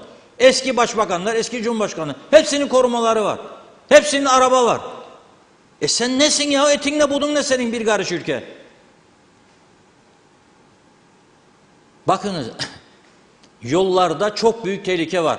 Buradan Girne Belediye Başkanı'na sesleniyorum. Ben o yolu çok kullandığım için söylüyorum. Erhan Arıklı Bey'e de sesleniyorum. Bana tekzip gönderen müsteşarına sesleniyorum. Çıkın o yuvaların içinden. Gidin gelin bir Lefkoşa gelin ona. Bakınız, Girne'den daha hareket ettiğinizde Lefkoşa'ya doğru. Orta refüjlerdeki olmaması gereken ağaçlar, dalları yolun içine girmiştir. Arabalarımızın dikiz aynasına vura vura gidiyoruz. Büyük tehlike. Büyük tehlike. Otları kesemiyorsunuz ya, otları. Hangi ülkede bir televizyon programında bir gazeteci bakanlara, bakmayanlara çağrı yapar da otları kesin der? Bu sizin dairelerinizin ana görevidir ya. Mecbur ediyorsunuz, bize söylüyorum. Bunu bile yapamıyorsunuz. Nasıl hükümetçilik oyunu oynuyoruz burada? Nasıl devletçilik, eşit egemencilik oynuyoruz burada? Ama kimi kandırıyoruz ya burada? Yapmayın böyle Allah aşkına. Ya siz 200 bin, 300 bin lira bütün adayı temizleyebilirsiniz otlarını. Onu bir denkleştiremiyorsunuz. Ama bu taraftan 400 milyon fazla mesai ödüyorsunuz gururla ve şanla şerefle. Ama öte taraftan 3 günde 76 milyon fazla akaryakıt parası ödüyorsunuz şanla şerefle. İhalesiz akaryakıt almaya devam ediyorsunuz şanla şerefle. Olamaz böyle bir şey. Kendimize gelelim beyler. Çıkın gidin görün. Efendim ama ne yapalım, bizim dairede 145 kişi var ama onlar bina içi görevlisidir. Ne yapıyorlar bina içi görevlisi? Ne yapıyorlar soruyorum. Ne yapıyorlar? Yollar çöktü. Trafik ikaz tabelaları kırıldı, döküldü, yıkıldı. Ne yapıyor senin o dairenin içindekiler? Daha da rezaleti. Orta refüjlerin çoğu kırık döküktür. Bu işte bu kiralıklar çoğu kiralıyorlar. Memleket şaha kalkacakmış. 3-5 kişi para kazanacak diye. Alıyorlar, kırıp döküyorlar bütün koruyucu bariyerleri. Sen kaç para dikeceksin yenisini yerine? Ha arkadaşım? Ve o bariyerlerin önü, kenarları, yol kenarları, her taraf pislik içerisinde, kırık cam şişeleri. Ya Cikros'a gidin, bakın sağınıza solunuza ya, bir açın gözünüzü bakın ya. Yüz karası ya, utanma pazarı oraları ya. Sentilaryona dönecek, turist istiyormuş Sentilaryona. Kırık dökük orada, ikaz işaretleri kalmamış, her taraf dökülüyor. Yapmayın be kardeşim bunu. Bu kadar basit işleri konuşmak zorunda kalıyoruz. Polisle ne? Ve geçelim metana. Sen metana koyacak polis bulamıyorsun ya. 4 gün bayram, her gün ekip gönderdim metana. Her gün. Ya patlama oldu çünkü Rumlar geliyor. Türkler de o tarafa gidiyor bayramda. Elektriği kesilen adam diyor gidelim alışveriş merkezinde serinleyelim diyor. Dondurma isteyen korkuyor burada. Bu elektrikler kesildi. Dondu tekrar açıldı. Dondu tekrar açıldı dondurmalar. Bir yığın bakteri üretti. Çocuğunu dondurma edecek, gidiyor oraya. Gitsin de, ben de gitsin de diyorum üstelik. Hakkıdır. Hakka tapan. Gitsin, hakkıdır. Senin ona yaşattığın bu hayatta ayak uydurmak zorunda değildir. Ne oldu? Daha da izdiham yaşandı. Yahu para geliyor diyor, bağırıyorum buranın. Para akıyor yahu sana, para. Sen onu da istemiyorsun. Onu da beceremedin. Hükümetin ilk 3. gününde Sayın Ünal Üster gitti, gezdi. Sözler verdi bize, halka. Ne oldu? Hiçbir şey. Ben de diyorum ki siz yapamazsınız. Bürokrasinin içinde iş yapamaz duruma geldiniz. Eziliyorsunuz bürokratik çarkın içinde. Efendim onu da bunu da, ondan da geldiydi, bundan da polis de şuydu buydu. Verin bize bu görevi. Bir hafta sonra orası pırıl pırıl çalışsın. Verin bize görevi, 50'den de muhaciret memuru istihdam edelim. Ondan arkadaş bulurum ben, benim gibi deli. Memleketini seven. Bugün baktım, Sivil Savunma Yenikent çemberinden Metehan çemberine orta refüj pırıl pırıl. Çimen oluyor. Abi, bu da KKTC değil mi? Ortasına güzel palmiyeler. Budanmış, yola sarkmıyor. Sulanmış. Pırıl pırıl. Kim yapıyor bunu? Lefkoşa Belediyesi olamaz dedim. Sonradan Kıbrıs Türk vatandaşı olan Pakistan uyruklu bir iş adamı yapıyormuş bunu. Helal olsun be dedim. Helal olsun be dedim. Utansın bizimkiler dedim. Utansın şu 20, 30, 50 milyon sterlincik var diye övünenler. Mahcup olsunlar. Kendi evlerine gittikleri zaman yuvacıklarında mutlu olabilirler. Ama dışarıda çıktıkları olur. İşe gider gelirsiniz. Mutlu musunuz bu kötü tabloyu gördüğünüzde? Kırık dökük bariyerler, yollarda cam parçaları, şişeler, atıl saçıl, otlar yolun içine düşmüş. Sizin de dikiz aynanıza vuruyor benimkine vurduğu gibi. Pislik yuvası. Oturduğunuz her yer sinekten geçilmez. Lefkoşa'da oturun bittiğiniz her yerde sinek vardır. Girne'de her yerde istila vardır. Sinek istilası. Neredendir? Pisliktendir. Yolladık arkadaşlarımızı. Bir de piknik alanına gidin dedim bayram gününe. Aman Allah. Rezil bir durum. Herkes şikayetçi ama hepimiz de kirletiyoruz aynı zamanda. Herkes de kirletiyor. Ama pislik yuvası. Yılanlar, çıkanlar koşturuyor onun içine. Atılan yemekleri, çöpleri yemeye geliyorlar. Biz bu duruma geldik. Bu durumda evet polis gücüne çok ihtiyaç var. Çok ihtiyaç var. Ama almıyorlar. Nedir bunun gerekçesi? Nedir bunun gerekçesi? O oturduğu yerden dünyadan habersiz bir yığın insanlar geldi geçti bu ülkenin yönetiminden. Birçok yere rüşvet karşılığında para dağıttılar, devletin halkın parasını. Ama polisi almadılar. Vardır efendim dediler, vardır. Şimdi de imdat polis bizi kurtar diyorlar. Kurtaramaz. Kurtaramaz seni çünkü yoktur elemanı. Bakın söylüyorum, bir ayda %95 temizlenir bu hırsızlık, kaçak bilmem ne meselesi. 500 kişilik bir takım kurasınız, polisi içinde, çalışma dairesi görevleri içinde, eğitim sektörü görevi içinde, bakanlıktan, eğitim bakanlığından, zabıtaları da içine alırsınız, 500 kişi, bir haftada %25-30'unu temizlersiniz. Gemilerin ek sefer yapması lazım. Peki siz her bir Nijeryalı'nın yanına 5 tane polis koyarsanız, geminin de kapasitesi 200 ise ne olur bu? Hesaplayın bakalım kaç kişi koyabilirsiniz? Bir kişiye 5 tane polis koyacaksınız. Hesaplayın. 10 kişiye 50 polis, 20 kişiye 100 polis. Demek ki 40 tane adam sürecekseniz bir gemiyi kapatmanız lazım. 200 tane polis koyacaksınız içine. 240. Gemi batmazsa gidecek taş ucuna. Oradan da veriyorlarmış şimdi. Mülteci kamplarına gidiyorlarmış. Yapın bunu. Ama polis yoktur. Niye almıyorsunuz polis? Niye almıyorsunuz? Niye ilgili bakanlıklar denetimini yapmıyor? İşte bana diyor 145 kişi vardır ama bina içi görevlisi. Ne yapıyor mesela? Benim o insanlarla da bir derdim yok Yüce mesela. Eminim onlar da rahatsızdır. Eminim onlar da rahatsızdır orada. Ne yapacaksın kardeşim? Biz KKTC devleti olarak veya Kıbrıs Türk yönetimi olarak veya Kıbrıs Türk cemaati olarak böyle bir idareyi yönetemeyiz. İhtiyaç vasıl değildir artık. Ve ihaleye çıkarsınız, en iyi şartlarda size bunu teklif verenlere verirsiniz yolları temizleme, bariyerleri yenileme, tabelaları. Bir ihale sonucu daha karlısınız. 145 maaşın yarısıyla bu işi yaparsınız. Kaldı ki şimdi diyorsunuz ki 200 ihtiyaç var. Ha ben sana 200 kişi daha alacağım. Sen sonra bana nasıl garanti vereceksin? Onlar da klimanın altında tutmayacağına dair. Sorarım. Değişeceksin sen değişeceksin ondan sonra. Biz çalıştıracaktık da bizden sonra gelen de aldıydı da verdiydi de. Hadi yahu olmaz be kardeşim. Yoktur senin böyle bir daire yönetme becerin. Su dairesi de aynı şekilde. Glistobord'da der Rum kapıyı kapadın. Kapak kapıyı. Vur kilidi elveda. Posta dairesi kapat hemen. Ha bu arada Doğu Akdeniz'in rektörünü kutluyorum. Buradan çok söyledim. Çağrı yaptım.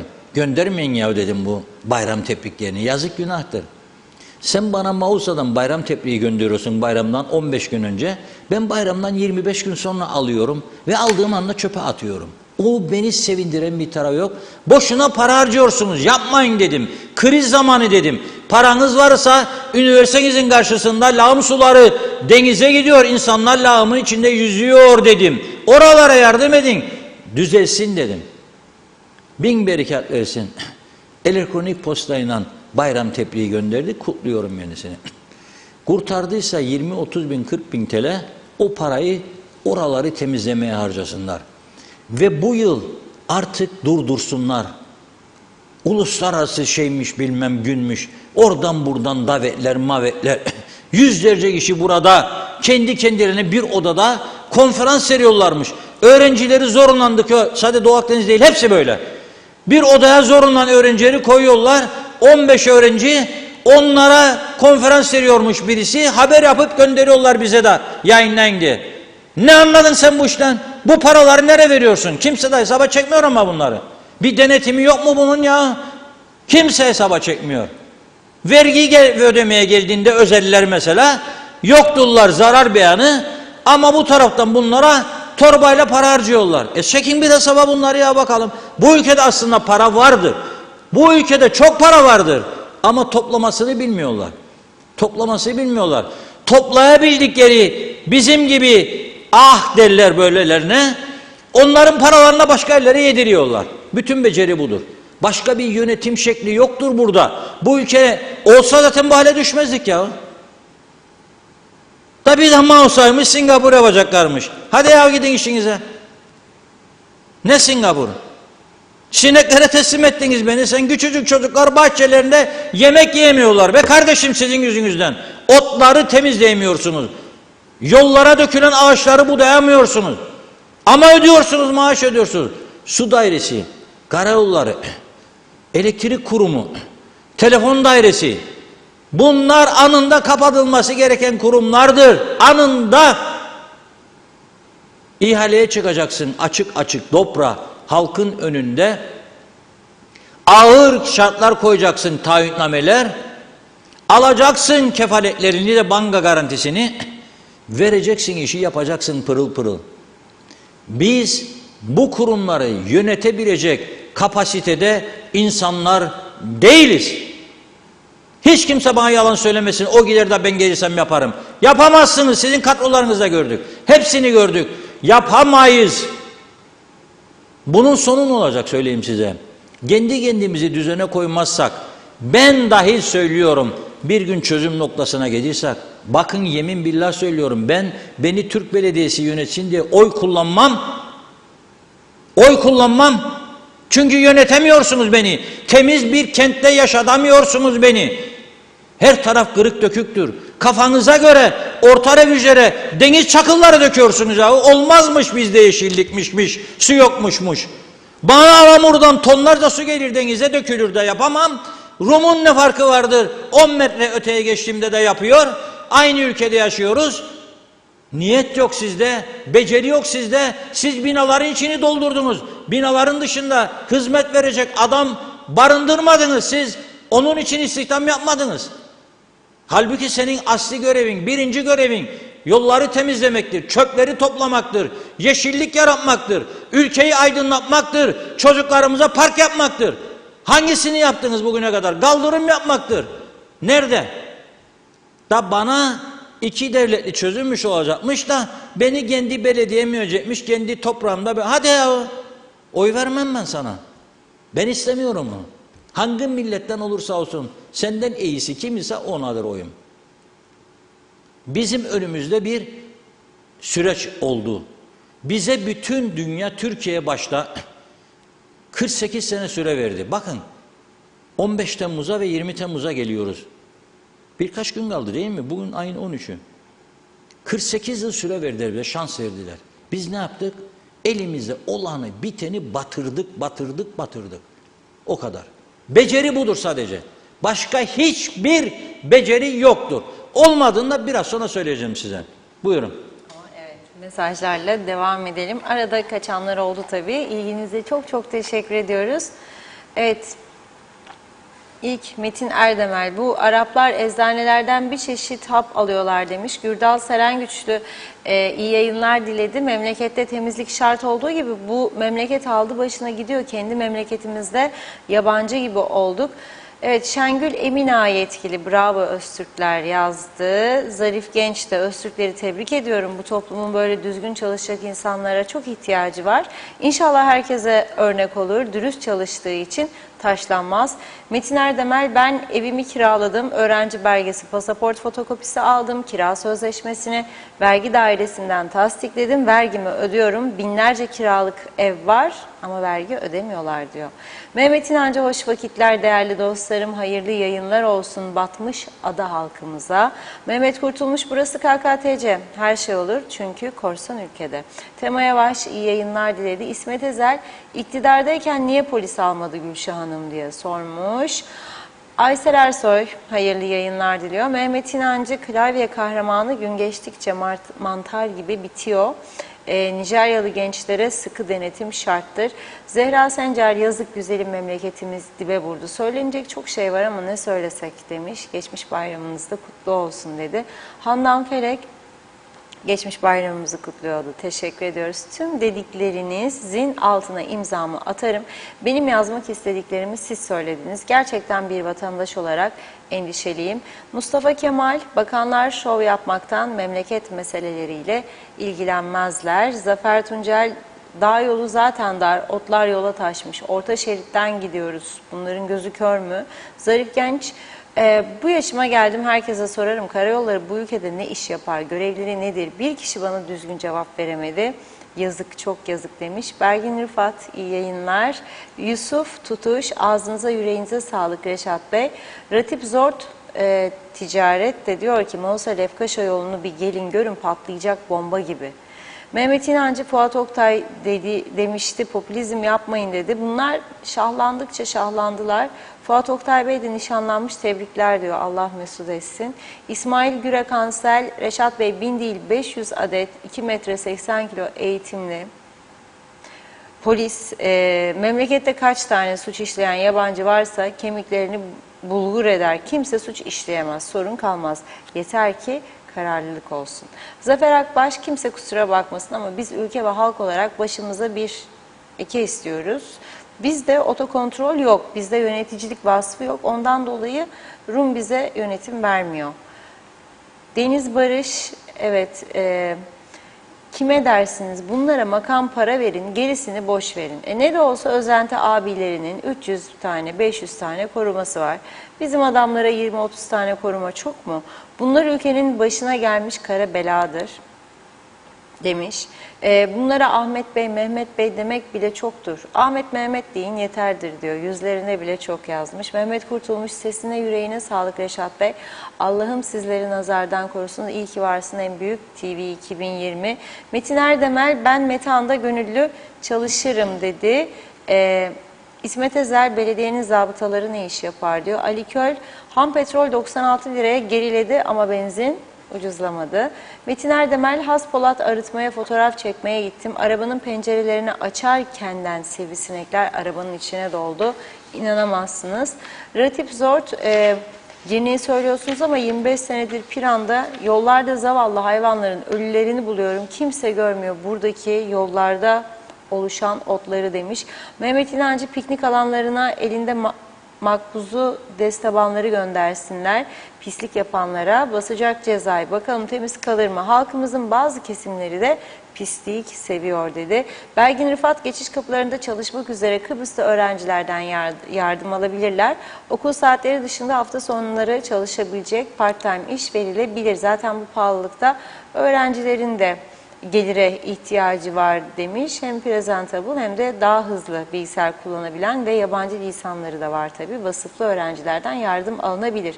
Handan Felek, bizdekilerde utanma ne gezer Reşat Bey? Onlar halinden memnun ülke yönetiyorlar. Onlar bu ülkeyi sevselerdi bu ülke güneyden çok daha güzel olacaktı. Necati Emir Halil, Reşat Bey diyor, kırılan bariyerler onlara nasıl yapılacak, neden ödenmiyor? Engin Sedat Töz'ün sorunlar diz boyu. Esas sorun Yunan ve Rumların gözü Kuzey Kıbrıs'taymış dedi başkan. Herkes mevzilere yazmış. Necdet Mavi Gözlü, Evet Reşat Bey, farkındasınız. Her yorumumda da bu Afrika kökenli insanların elektrikten de ekonomiden de daha önemli olduğunu, tehlikeli olduklarını, önlem alınmadığı takdirde KKTC'yi işgal edeceklerini yazıyorum. Yazmaya devam edeceğim. İçişleri Bakanı'nı canı gönülden tebrik ediyorum. En sonunda bu kaçaklarla mücadele eden bir bakan gördük demiş. Niyet olduktan sonra bu kaçakları bir hafta gitmez hepsini tespit edersiniz. 4 tane ana yolumuz var. Bir hafta boyunca gece gündüz gideni geleni kontrol etsinler. Hepsi yakalanır. Yoksa sadece suç işleyeni yakalamak çözüm değil. Ev sahiplerine de ikamet izni yoksa ev kiralayan, ev sahiplerine de büyük para cezası ve gerekirse hapislik verilmeli. Onlar parayı alacak, halk da bu kaçak insanlarla yaşamak zorunda kalacak. Adım adım Afrika olmaya doğru gidiyoruz. Ratip Zord, adayı birbirine bağlayan en geniş yol Gazi Mansa Lefkoşa yolu. Karayollar nerede? Görevini yapmayan belediyeler ve karayolları dairesi nerede? Bu yolların ne derece tehlikeli olduğunu gelin görün diyor. Halil Onur, siyahiler olmasa taksiciler, kiralık araçlar, emlakçılar, ev sahibi, eve onların sayesinde ekmek yiyoruz diyenler çok iyi yayınlar dilemiş. Ferda Küçülmez, memleket bitti tükendi bu saatten sonra hiçbir şey olmaz, her taraf pislik içinde yazdı. Handan Felek, nasıl para toplasınlar, beceri ister, IQ'ları sıfırdır diyor. Abey Hüseyin, bu ülkede para vardır hem de çok para vardır. Çok doğru söylen fakat bu paraların kara para olduğunu söyleyin diyor. Belgin Rıfat, bir de her gün iş icabı güneye geçen kişilere barkodlu hızlı geçiş sistemi kurulsun demiş. Banka kartı misali burada spor salonlarında geçiş için kullanılıyor. Çok basit bir sistem, en garantilisinden diyor. En azından işe gidiş gelişlerde rahatlık olur demiş. Bahadır Şahin, katılıyorum, destekliyorum, imzalıyorum yazdı. Mustafa Şehitoğlu, boşuna nefes tüketmeyin diyor. Hiçbir şey olmaz demiş. Bülent Lider Mehmet Küçük, memlekette yaşayan 45 yaşından büyük tüm kişiler yaşanan bütün olumsuzluklardan birinci derece sorumludur. Ülkenin bugünkü durumu olan yitik bitik yok olmuşluğumuza sebep sorumlular yargı huzuruna çıkarılmalı. Gençler bugün işsiz, gençler memleketi toplu halde terk etmeyi, göç etmeyi düşünmekte ve hayal etmekte. Saygılar dedi. Sevda Öçer, Reşat abim senin idarende bir Kıbrıs hayal ettim. Gerçekten rüya gibi. Abi ilaçlar da zamlandı diyor. İlaç yok demiş. Teşekkürler Sevda Hanım. Selçuk Özenli, evet bakanların 10'ar tane danışmanı olmazsa kafaları çalışmaz, karar veremezler, görev yapamazlar. Polis ondan sonra alınır dedi. Nilüfer Canova, yaptıkları kaldırımlara bir bakın Allah aşkına, dünyanın hiçbir yerinde yok tekerlekli sandalyeyle birisi hiçbir şekilde dışarı çıkamaz dedi. Bir iki mesaj okuyup ara verelim. Taşkın Tüccaroğlu, Değirmenlik Belediyesi'ne örnek alsınlar ama bu belediyeyi de yiyecekler çünkü biliyorsunuz çalışanı çökerten milletiz, alıştık hırsızlığa. Recep Yaba, iyi yayınlar. Lütfen aşılamalarla ilgili bilgi veren yok mu demiş. Zalihe Şerifoğlu, bravo Öztürkler. Böyle bakanlara ihtiyaç var. Ergün Yahat, helal olsun Reşat Bey, hep doğruları söylüyorsunuz diyor. Ama atamadan başka, orman arazilerini kiralamaktan başka bir şey yapamazlar. Salamis'in yan tarafında da denize sıfır orman arazisi hangi hurdacıya kiraladılar? Açıklasınlar. Yakında belgesiyle haberini bomba gibi patlatacağım dedi. Sayın Aker, sevgiler saygılar, bu devleti yüceltelim. Bazılarımızın dünyadan haberi yok diyor. Evet, Bahadır Şahin de demiş ki bir devlet ne kadar çamura batsa da devletsiz olmaktan iyidir. Yapacak işi olmayan milletvekili veya belediye başkanı oluyor. Kalite ondan düşük. Evet, devam edeceğiz mesajları. Şimdi yine bir ara verelim. Reşat Bey buyurun. Evet. Ben bayramda çalıştığım için ne uyuyabildim ne de dinlenebildim. Şimdi uyumayı düşünürdüm ama bunların kısa keseceği maalesef. Özelden yazanlar vardır. Teşekkür ediyorum. Yani mesela yollarda son zamanlarda neler görüyoruz? Otomobil lastiklerini bile atarlar diyor. Atar gerçekten. Bagajına koyar. Geçerken bir yerde durur, atar otomobil lastiğini. Çünkü bilir ki kimse ona bir şey yapmayacak. Yani her vatandaş duyarlıdır demiyorum ben. Vatandaşlar zaten biz vatandaşlar olarak duyarlı olsaydık gerçekten bugüne kadar bu sorunları kendimiz çözerdik. Ama bizler de duyarlı değiliz. Bu arada Gülşah Hanım'a teşekkür ediyorum. Oğlu oturmuş ekran karşısına bizi izliyor. Hiç kaçırmaz diyor, dinler diyor. Teşekkür ediyorum. Selamlarımızı gönderiyorum buradan. Bir de benden özel bir istek vardı, onu söyleyeyim. Diyalog Gazetesi'nin dünkü sayısında biz bir haber yayınladık. Hayır, bazı izleyicilerimiz diyor ki yani bu kadar konuşursunuz, söylersiniz, ne oluyor? Bir şeyler olduğu da doğru, yani bir şeyler de oluyor. Yani %100 değil. Ama mesela ben bir gazeteci olarak, bir medya yöneticisi olarak her şeyi de buradan söyleyecek durumda değilim yani. Burada konuştuklarımızın dışında da ülkenin yararına olabilecek bazı konuları yetkili arkadaşlarla konuşuyorum ben. Arıyorum ve diyorum ki ya bu konularda adım atın artık be kardeşlerim diyorum. Söylüyorum. Biz sizi destekleyeceğiz, korkmayın birinden diyorum. Yeter ki bu ülke temizlensin. Konuşuyoruz yani bunu. Şimdi dünkü gazetede Ahmet Cevizli diye bir vatandaşımızın bir konusunu gündeme getirmiştik. Şimdi bu arkadaş kuzeyden güneye yıllardır balya taşıyor. Balya hayvan yemi. Gene aynı şekilde bayram günleri, ikinci günü galiba, götürürken durdurulmuş. Nedir? Tırına el koydular. 1000 euro da para cezası kendisine. Tır vardır. Göreceksiniz. 1000 euro da para cezası. Her gün devamlı yaptığı bir iş götürüyor. Biliniyor, izinli. Neyse dün biz gazetede çıkardık bu haberi, Diyalog Gazetesi'nde. Bugün beni aradı, çok teşekkür ediyor. Hatta yayına bağlanmak istedi. Dedi ki ben canlı yayında size teşekkür etmek istiyorum. O haber o kadar etkili oldu ki dedi. Bana dedi tırımı teslim ettiler. El koydukları tırı vermişler kendisine. Önemli değil dedim. Ama çok ısrar etti. Lütfen dedi tırımı teslim aldığımı, size teşekkür ettiğimi söyleyin dedi. Sağ olsun. Daha bunun gibi çok örnekler verebilirim. Bir köpek kaybolma meselesi oldu. Alsancak, Lapta taraflarında veya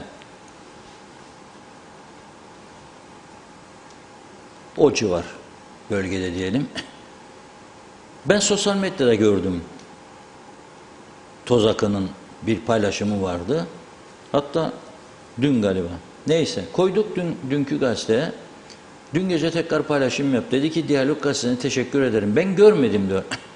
Ama beni aradılar diyor ve dediler ki Diyalog Gazetesi'nde gördük ilanını. Biz senin köpeğe benzer bir köpek gördük falan yerde. Hemen diyor sokağa fırladım diyor. Bu da medyanın etkisini gösteren bir başka olaydır. Bizim bir tarafa destek, bir tarafa köstek gibi bir niyetimiz yok. Herkesi seviyoruz, herkesle iyi ilişkiden yanayız. Herkese eşit mesafedeyiz siyasilere. Ama bu ülkenin de bu şekilde devam edemeyeceğini görüyor, üzülüyoruz. Daha ciddi, zaman zaman da daha sert mesajlar vermeye çalışıyoruz. Çünkü gidişat iyi değildir. Gidişat iyi değildir. Bazı insanlar da vardır. Sanki de özel görevlendirilmiş gibi iyi şeylerin olmasını önerenlere veya iyi şey yapmaya çalışanlara karşı da tavır alıyorlar hemen. Yani ben bunu bozayım, ben bunun ayağına bir çelme atayım da düşsün de falan. Yapmayın bunu. Yapmayın bunu. Çünkü iyi insanlar gidecek çok yer bulur. Gittikleri yerlerde mutlu olurlar. Ama çelme takmaydan başka bir şey bilmeyenler yer de bulamaz gidecek. Bir şey de elde edemez. İyi bir şey buldunuz mu kıymetini biliniz diyorum. İyi insan buldunuz mu yararlanmasını biliniz diyorum. İyi insanları bırakıp hadi bir de bunu deneyeyim yapmazlar insanlar. Yapanlar da sonu bellidir. İyi şeyleri desteklememiz lazım. O hale geldi ki şimdi bakın bayramda benim tatil isteyen insanlara çok sıcak baktığımı söyleyemem. Bu meslek yani. 4 gün bayram tamam ya, 1 gün 2 gün 4 gün dersen bana bu meslekle ben seninle anlaşamam. Bu açık. Hakkı değil midir? Bu mesleği seçtiysen değildir. Polis seçtiysen bayramdır da ben gitmem nöbete diyemezsin. İtfaiyeci aynı şekilde. Gümrük memuru aynı şekilde. Gulede uçakları indirecek kaldıracak. Sivil havacılık aynı şekilde. Ben de öyleyim. Benim mesleğim de bu. Bayram öncesinde tabii bayramda neye alıştı insanlar? Ajans haberciliğine.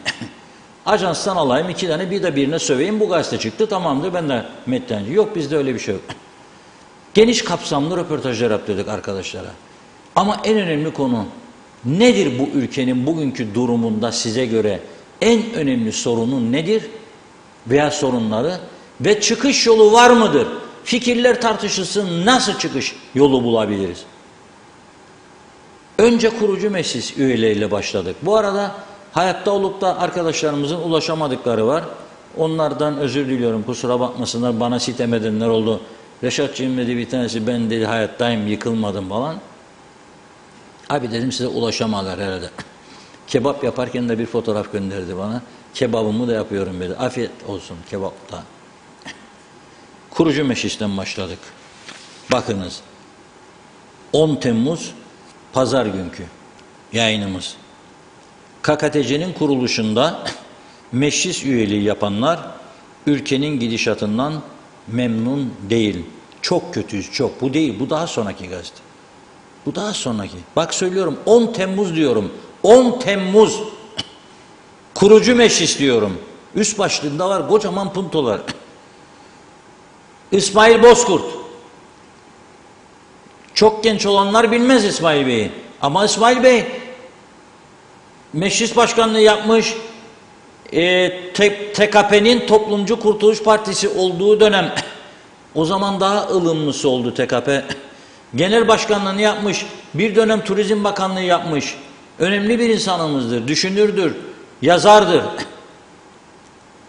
Eşber Serakıncı, eski Eğitim Bakanlarımızdan, İçişleri İskan Bakanlarımızdan, Hasan Özbaflı, Çalışma Bakanlarımızdan, o hala bu enerji meselesiyle ilgili her gün paylaşım yapıyor. Ali Volkan, Esat Varoğlu, değişik siyasi partilerden olan insanlar. Ne diyorlar? Siyaset bugün içinde bulunduğumuz durumu şöyle özetliyor. Mesela İsmail Bey, İsmail Bozkurt, siyasetin sorunu çözme becerisi olmadığı için çok kötü bir durumdayız diyor. Eşber Serakıncı da KKTC'de otorite, düzen, disiplin sorunu vardır diyor. Mesela örnek mi istersiniz diyor. Kıptek diyor. Hasan Özbaflı bu devleti biz diyor 3-5 kişinin elinde kalsın diye kurmadık diyor. Ali Volkan siyaset kurumu acilen kendisini düzeltmelidir. Esat Varoğlu yaşadıklarımızın günahı siyasi partilerindir. Dikkat ederseniz eski siyasiler kurucu mecliste KKTC için oy verenler de siyasetten şikayetçi, siyasetin geldiği durumdan.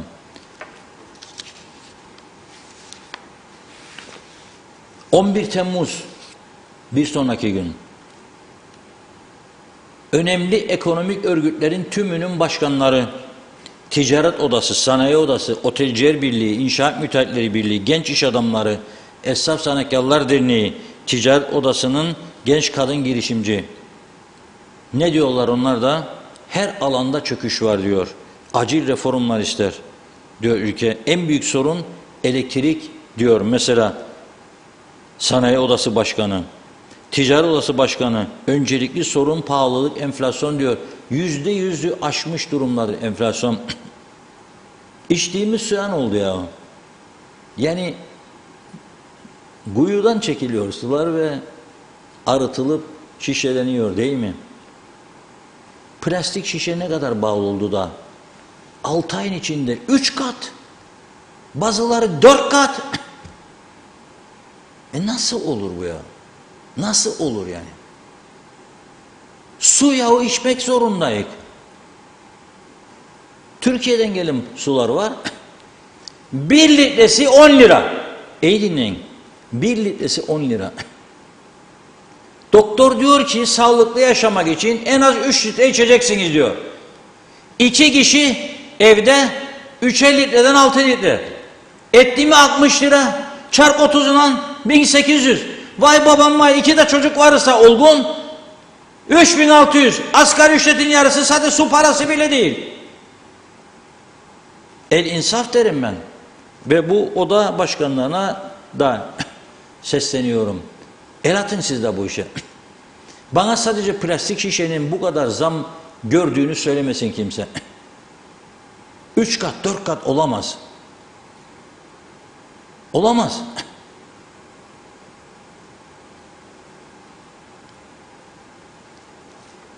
Sonra geldik eski başbakanlara.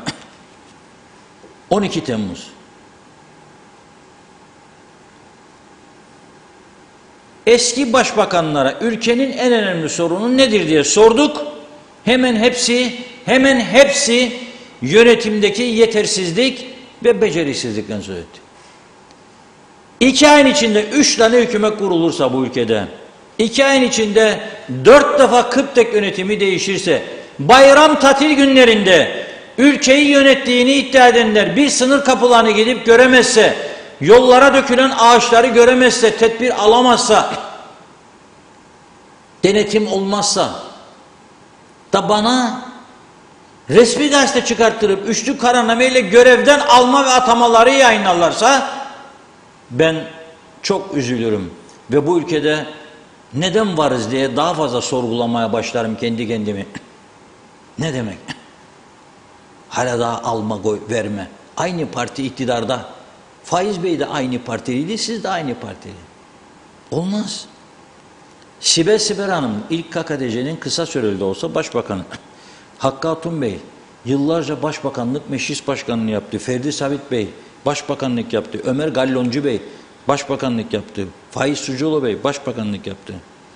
Hepsinin hemen hemen ortak görüşü ülkede yönetiminde yetersizlik ve beceriksizlik var.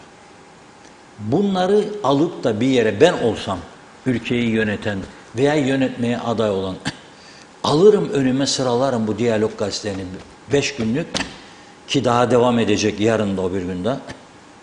Her kesime girdik farkındaysanız. Devam edecek. Alırım ve bunlardan bir şeyler çıkarmaya çalışırım. Arkadaşlarımı da toplarım ve derim ki geliniz bakalım ya bakın bu noktaya geldik. Bir şeyler yapmamız lazım ya arkadaşlar. Artık kişisel sorunlar gelmesin bu masaya. Buraya sadece çözüm odaklı konular gelsin. Biz silkinelim, bir heyecan yaratalım. Yapmamız lazım. Ve bugünkü manşet çok ilginç. İlişki uzmanı hanım diyor onu. Bugün de güzellik uzmanları, ilişki uzmanları, doktorlar, diyetisyenler onlar konuştuk. Bu da Funda Hanım'ın röportajıydı. Ara sıra gazetede de kendisini görebiliyoruz yani. Zaman ve zaman. Akdeniz'in ortasında diyor, kurtarılmayı bekleyen bir sandala benziyor diyor KKTC. Ne güzel bir söz, çok hoşuma gitti. Hemen karikatürü de buldum. Akdeniz'in ortasında kurtarılmayı bekleyen bir sandala benziyor diyor KKTC. 48 sene kurtardı bizi ana. Şimdi diyor no popülizm yapmayın diyor. Kendi ayaklarınız üstünde durmaya bakınız diyor. Biraz önce bir izleyici dedi ki para çok ama kara paradır. Hayır. Kara paranın dik alası güneyde vardır. Dik alası. Bizde de olabilir. Beyaz para var, temiz para var çok ama vergi veren yok. Odur mesele. Kandırmayalım kendi kendimizi. Kandırmayalım kendi kendimizi. Bir saatlik kazancını bir yılda vermeyen işletmeler ve insanlar var. Çok bildiğim var benim de. Çok bildiğim var. Bir eski siyasetçimiz yazıyor bana Rasip Bey. Diyor ki benim de diyor 2 tane dükkan vardı kirada. Eskiden diyor maliye memurları gelirdi diyor. Kira sözleşmesi sorarlardı diyor. Vergi memurları diyor. Ama artık gelmiyorlar diyor. Bak postacı gelmiyor diyor. Denetçi de gelmiyor. Her şey bırakılmıştır. Devletin bütün sorumlulukları terk edilmiştir. Terk edilmiştir. İhtiyaca göre adam almama, adamlara iş yaratma politikasının sonucu buydu. Batmaktı. Onun için diyorum birisi bize bir teselli versin. Versin bakalım.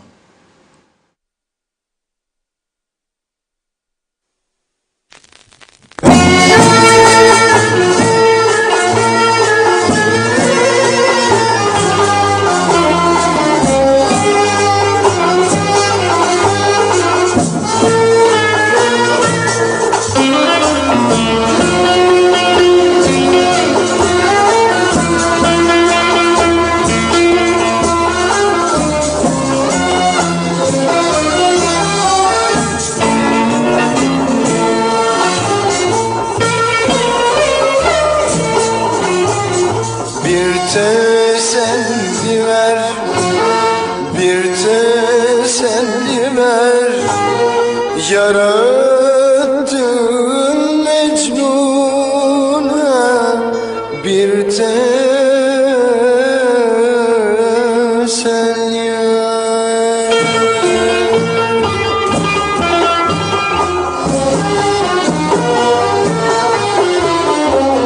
Sevenin halinden sevenler anlar. Gel gör şu halimi, bir teselli ver. Aramızda başka biri var ise tertemiz aşkımı bana geri ver. Ben zaten teracının tiryakisi olmuşum. Ömür boyu bitmeyen derdine yorulmuşum. Gülemem sevgilim, ben sensiz yaşayamam, yaşayamam.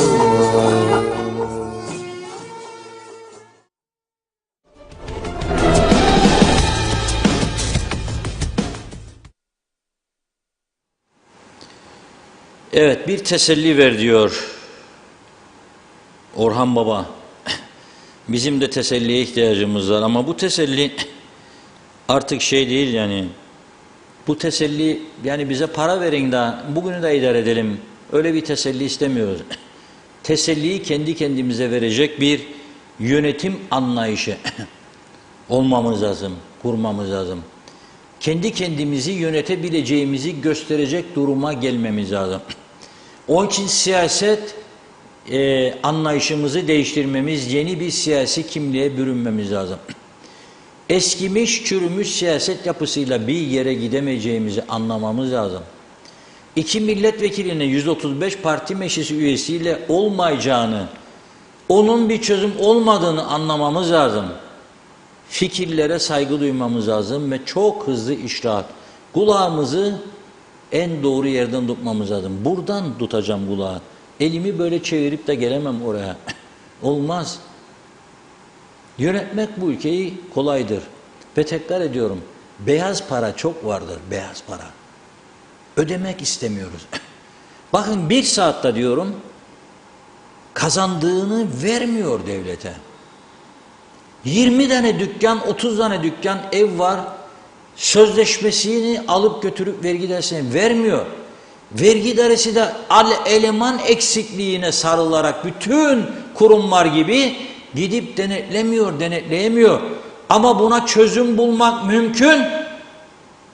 Çalışma iznini yenileyecekse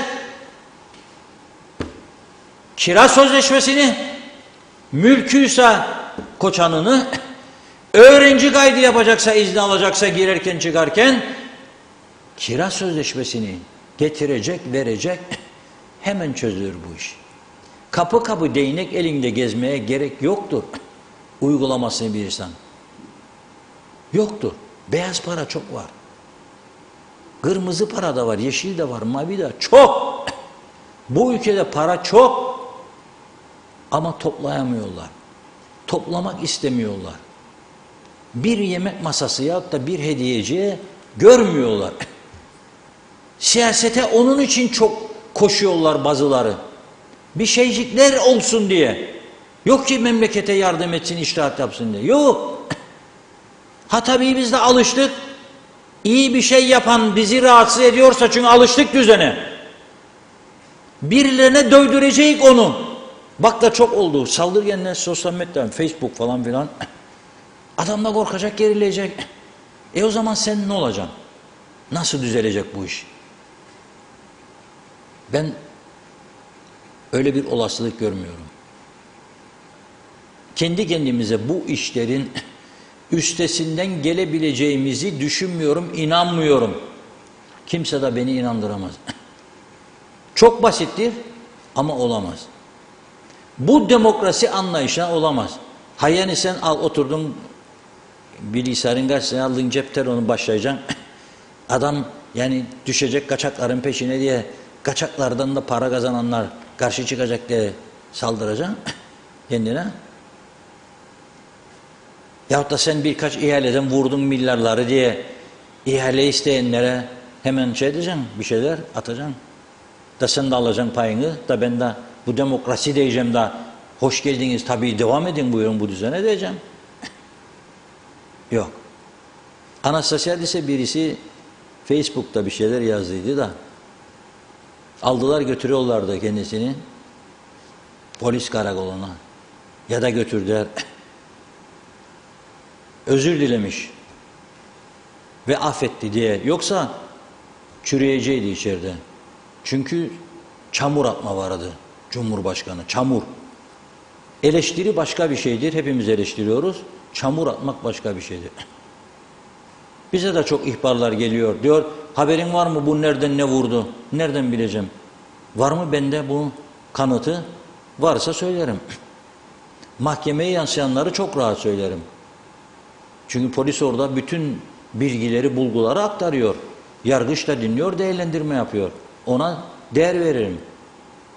Ama öyle sokaktan biri geçecek daha bir şey söyleyecek de ben ona göre bir şey söyleyeceğim, yayın yapacağım. Yok, o olmaz. Yani bizim yayıncılık anlayışımıza uygun bir durum değildir. O yüzden artık öyle bir noktaya geldi ki bu koşullar bileceğiz ki bizi düzlüğe çıkarmaz. Karikatürde gösterdiğim bir ucu batmış gemiyi biz yüzdüremeyiz tekrar. Bu anlayış olmaz. Ama istersek mevcut hükümeti de destekleyerek veya sonra gelecekleri de destekleyerek fark etmez. Göreve gelenleri şöyle destekleyerek biz bu hizmetleri bekliyoruz sizden deyip bir süre verip denetlemek. Bunların için konuşuyoruz. 3 ay sonra, 2 ay sonra gene konuşacağız çünkü. Düzelirse bravo size diyeceğiz. Düzelmezse ya o gene bir şey yapamadınız diyeceğiz. Nitekim kapılar konusunda söylüyorum. Nitekim kapılar konusunda söylüyorum.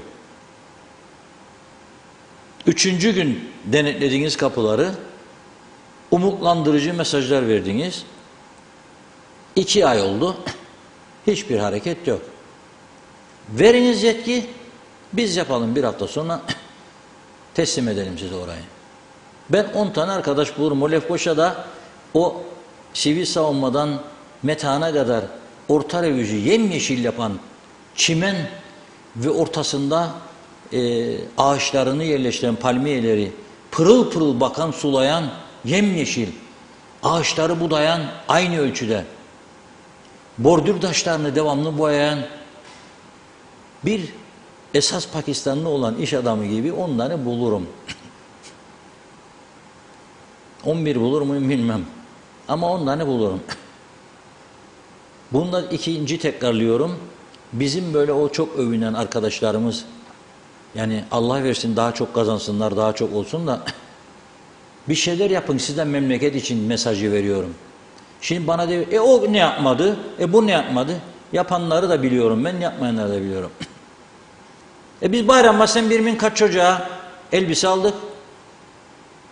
Ben de alırım. Yani çıkıp reklam mı yapacağım? O değildir benim söylediğim. Bazı partların sorumluluğunu alacaksınız, bakacaksınız. Okulların hani bu tam güne geçmezler, onların iddialarını çürütmek için onlardan okulun birer kantinini biz yaptık diyeceksiniz. Geçin hadi bakalım tam güne başlayın diyeceksiniz. Budur. Düzelir mi? Düzelir. Ama sorumluluk almak lazım. Güneyde çok vakıf var. Hepsi özel, varlıklı insanların kurduğu vakıf var. Kuruyorlar, anahtarlarını götürüp devlete veriyorlar. Devlet de onları Eğitim Bakanlığı, Turizm Bakanlığı alıp onların idamesini yapıyor ve turizme kazandırıyor. Ama bütün katkıyı kişiler veya şirketler yapıyor. Çok vakıf var. Şifa Dağı'dan böbrek vakfı vardır. Bareskevaidis. En pahalı sektördür böbrek nakli. Ödüyor o vakıf. Ve dünyanın ilk üçü arasında başarıda. Bizler de yapabiliriz. Şimdi bayram tabii dedik ya, arkadaşlarımızı gönderdik. Neler var neler yok, vatandaş ne diyor ne düşünüyor falan. Kısaca bir söyleşimiz vardır. Onu atlamayalım. Röportaj yaptı arkadaşlarımız. Ömer Kadiroğlu gitti sordu. İzleyelim ve devam edelim. Bir bayram geçirdiniz.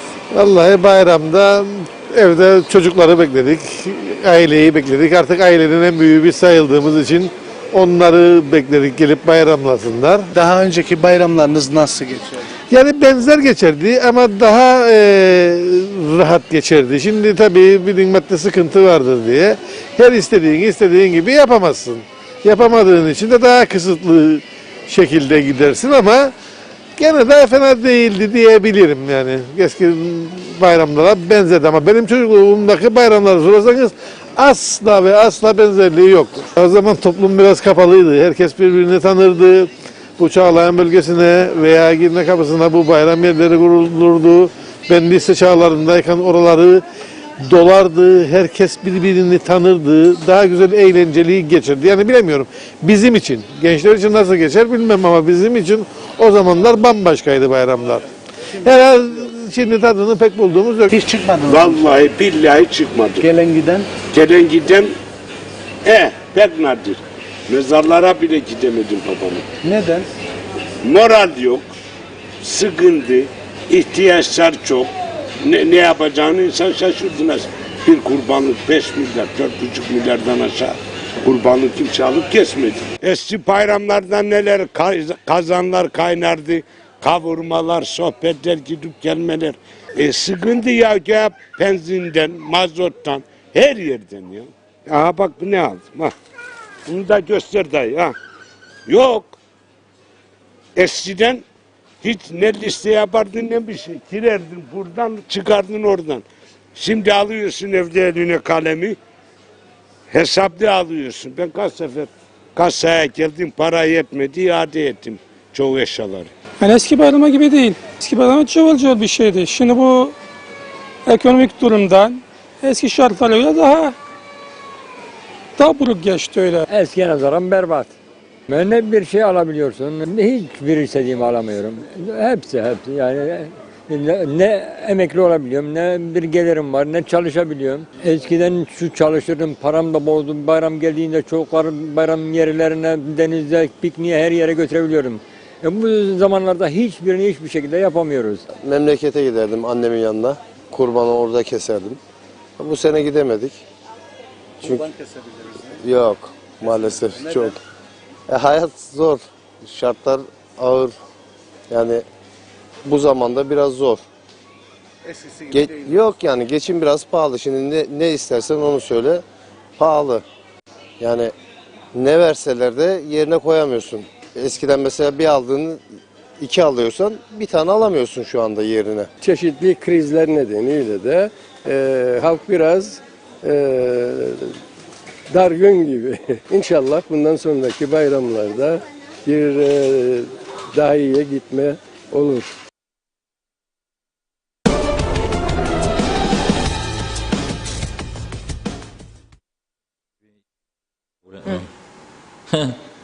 Evet.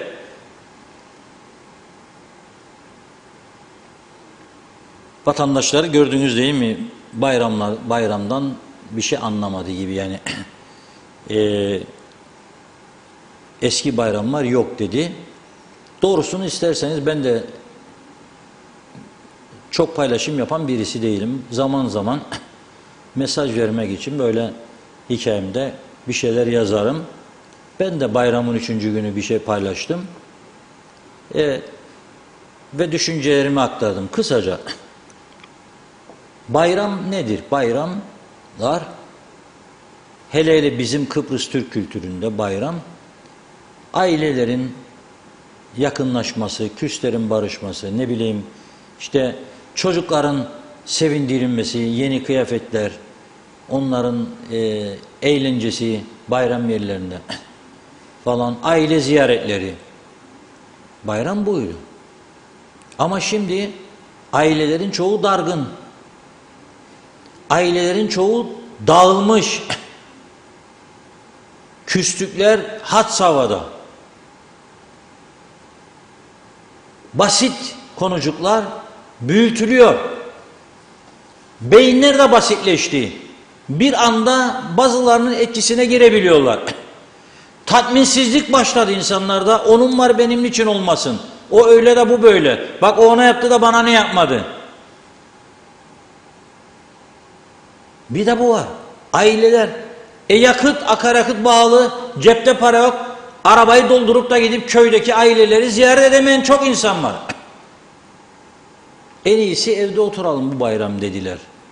Ezici bir çoğunluk. Birçok ailede hasta var.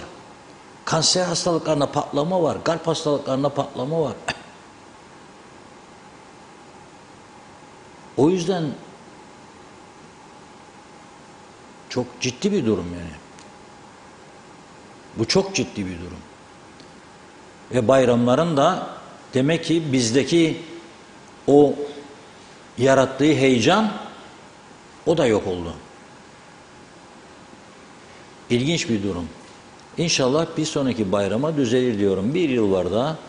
Allah kerim, amin, o güne kadar neler olacağını da göreceğiz. Evet, Deyip son mesajlara geçelim hızlıca. Hasan Ertem, devlet vergileri kira stopajlarını toplayamıyor.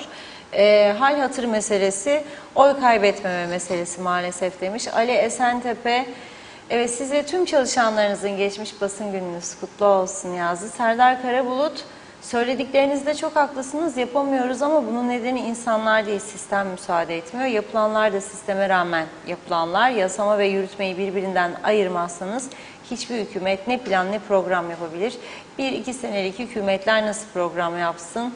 Evet, umut bırakmaz demiş. Sevgi Gümüşşah, o da geçmiş bayramımızı kutluyor. Koskoca bayram boyunca Karşıyaka susuz, ne zaman arasak arıza giderilmedi diyorlar. Bugün geldiler Lapta Belediyesi'nden ancak süzgeç taktılar. Yine su yok, gerçekten söyleyecek söz bulamıyorum. Esengil Esenyel, Doğan Cilefke yeni yolunda yol açılmasına 7 gün kaldı. Hala daha çember yapılmadı, yol kenarları leş gibi. Hep kuru ot, hiçbir şey yok diyor. Yolu bitirsinler diye işçiler ekstra mesai yapacak. Hüseyin Kani, o da geçmiş bayramımızı kutluyor. Ağzınıza sağlık. Her zaman doğru yayındasınız. Hayırlı gelecekler demiş. Evet, Necdet Mavi Gözlü, Afrikalıları olmadığı zaman taksiciler onlardan aldıkları paralarla mı geçiniyorlardı? O zaman da taksiler azdı. Müşteriler onlara yetiyordu. Selçuk Uzun, Kurban Bayramınız kutlu olsun. Reşat Bey, her konuda haklısınız. Selamlar demiş. Evet, Necati Emir Halil, yanlış okunmadı. Çok karışıktı. İngilizce, Türkçe farklı dilde. Demek istediğim şuydu diyor mesajında. Bariyerleri kıran arabanın veya kumpanyanın sigorta neden ödenmiyor demiş. Eser Yurteli, iyi yayınlar. Dilara Kortu, bana göre en iyi çalışan belediye başkanları Sayın Ahmet Benli demiş Gönyeli ve Mahmut Özçınar Güzelyurt'tan. Mehmet Ali Saymaz, Allah sizden razı olsun. Ne güzel bir program yapıyorsunuz. Geçmiş bayramınız kutlu olsun. Benim adayım Reşat Bey. Memleketin başına yalnız o gelse bundan çok ama çok daha iyi olacağına inanıyorum. Sizi seviyorum. Tebrikler demiş. Ve diğer mesajda diyor ki bir avuç ülkeyi idare edemiyorlar maalesef. Bakalım. Ahmet Köle, kurucu meclis üyeleri şanslıydı çünkü ganimetlerin tükenmediği bir devirde bu meclisi buldular dedi. İsmet Ezer, kömür 64 lira yerli malı. Evet, Necdet Mavi Gözlü, Reşat Bey diyor, bilginiz varsa kiralık arabayla kaybolan bir arkadaş vardı, sanırım Pakistanlıydı, ne oldu, bulundu mu diye soruyor. Bu adam, emlakçılar para kazanacak, marketçiler, taksiciler, üniversiteler para kazanacak, ev sahipleri evini kiralayacaklar diye. Peki normal bir vatandaş, bu saydığım insanlar para kazanacak diye biz bunların yaptıkları pislikleri çekmek zorunda mıyız? O zaman hükümet çok sağlam tedbirler almak zorunda. Her elini kolunu sallayan buraya girmemeli. Siz para kazanacaksınız diye kimse kusura bakmasın, ben bu insanları memleketimde istemiyorum.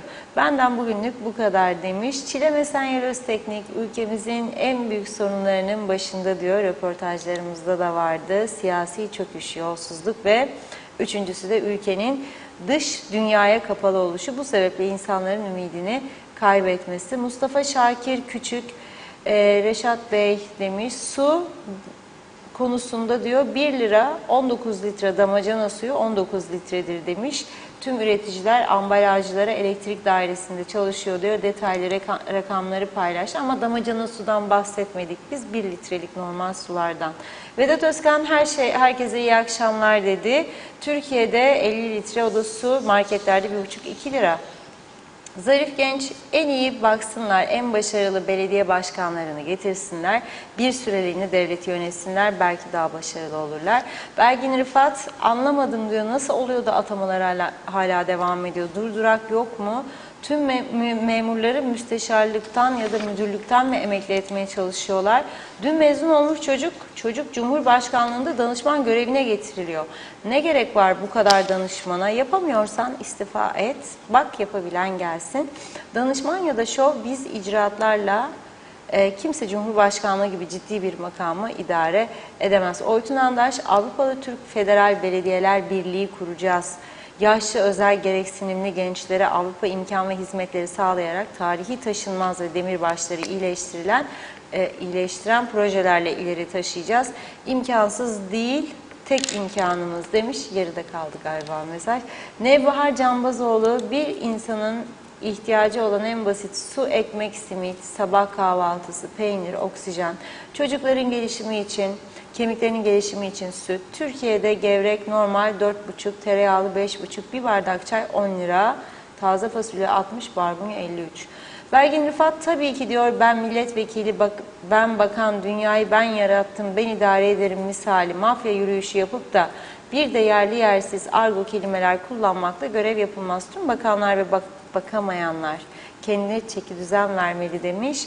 Öyle elimizi taşın altına ateşten gömlek giydik kelimeleriyle de olmuyor. İcraat yapın diyor. Alkan Baykent evet. Çeşmeden akan su 5,5 lira tonu. Damacana doldurma 19 litre diyor. Ayıptır, günahtır bu halka. Buradan Yeni Erenköy Belediyesi'ni kutluyorum. Bir damacana su 3 lira.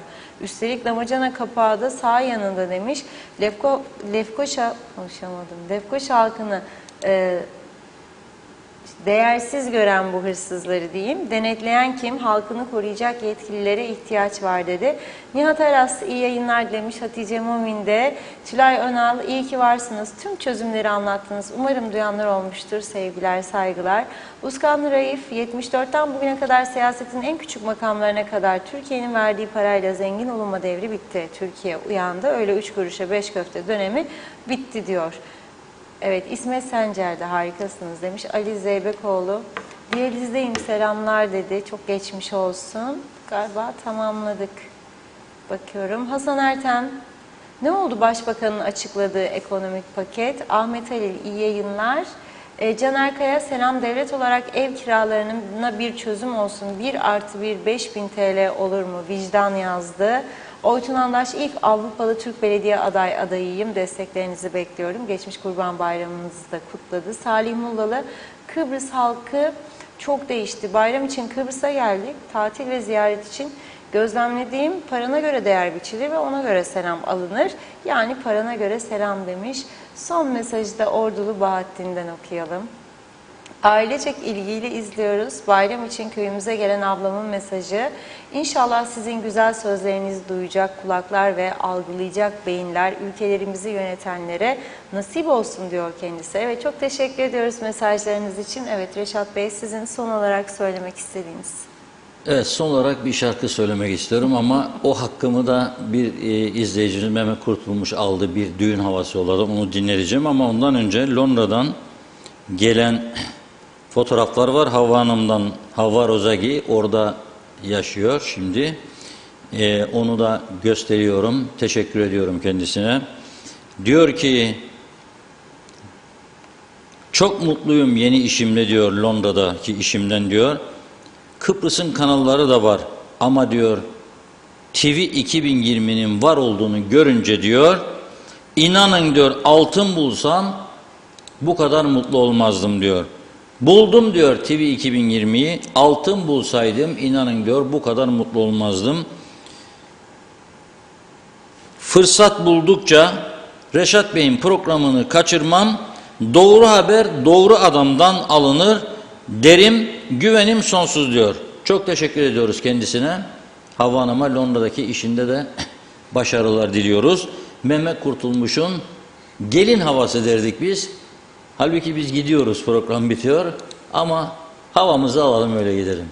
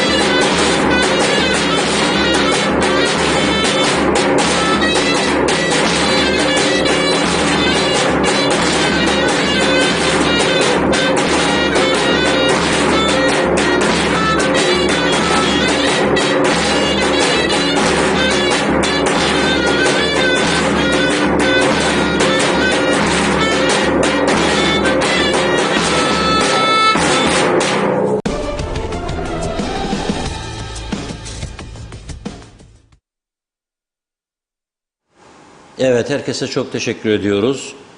Bayram molasından sonra ilk günü vaktimizi de aşarak tamamlamış olduk bugün. Çünkü biriken konu çoktu. Yarın inşallah daha güzel haberlerle birlikte oluruz. Bu arada elektrikle ilgili güzel haberler var. Hani gemi yaklaşabilir miydi, verebilir miydi, veremez miydi? İlk denemeyi yapmış, başarısız olmuş ama ikinci de başarılı olmuş. Şu anda yakıt boşalıyor.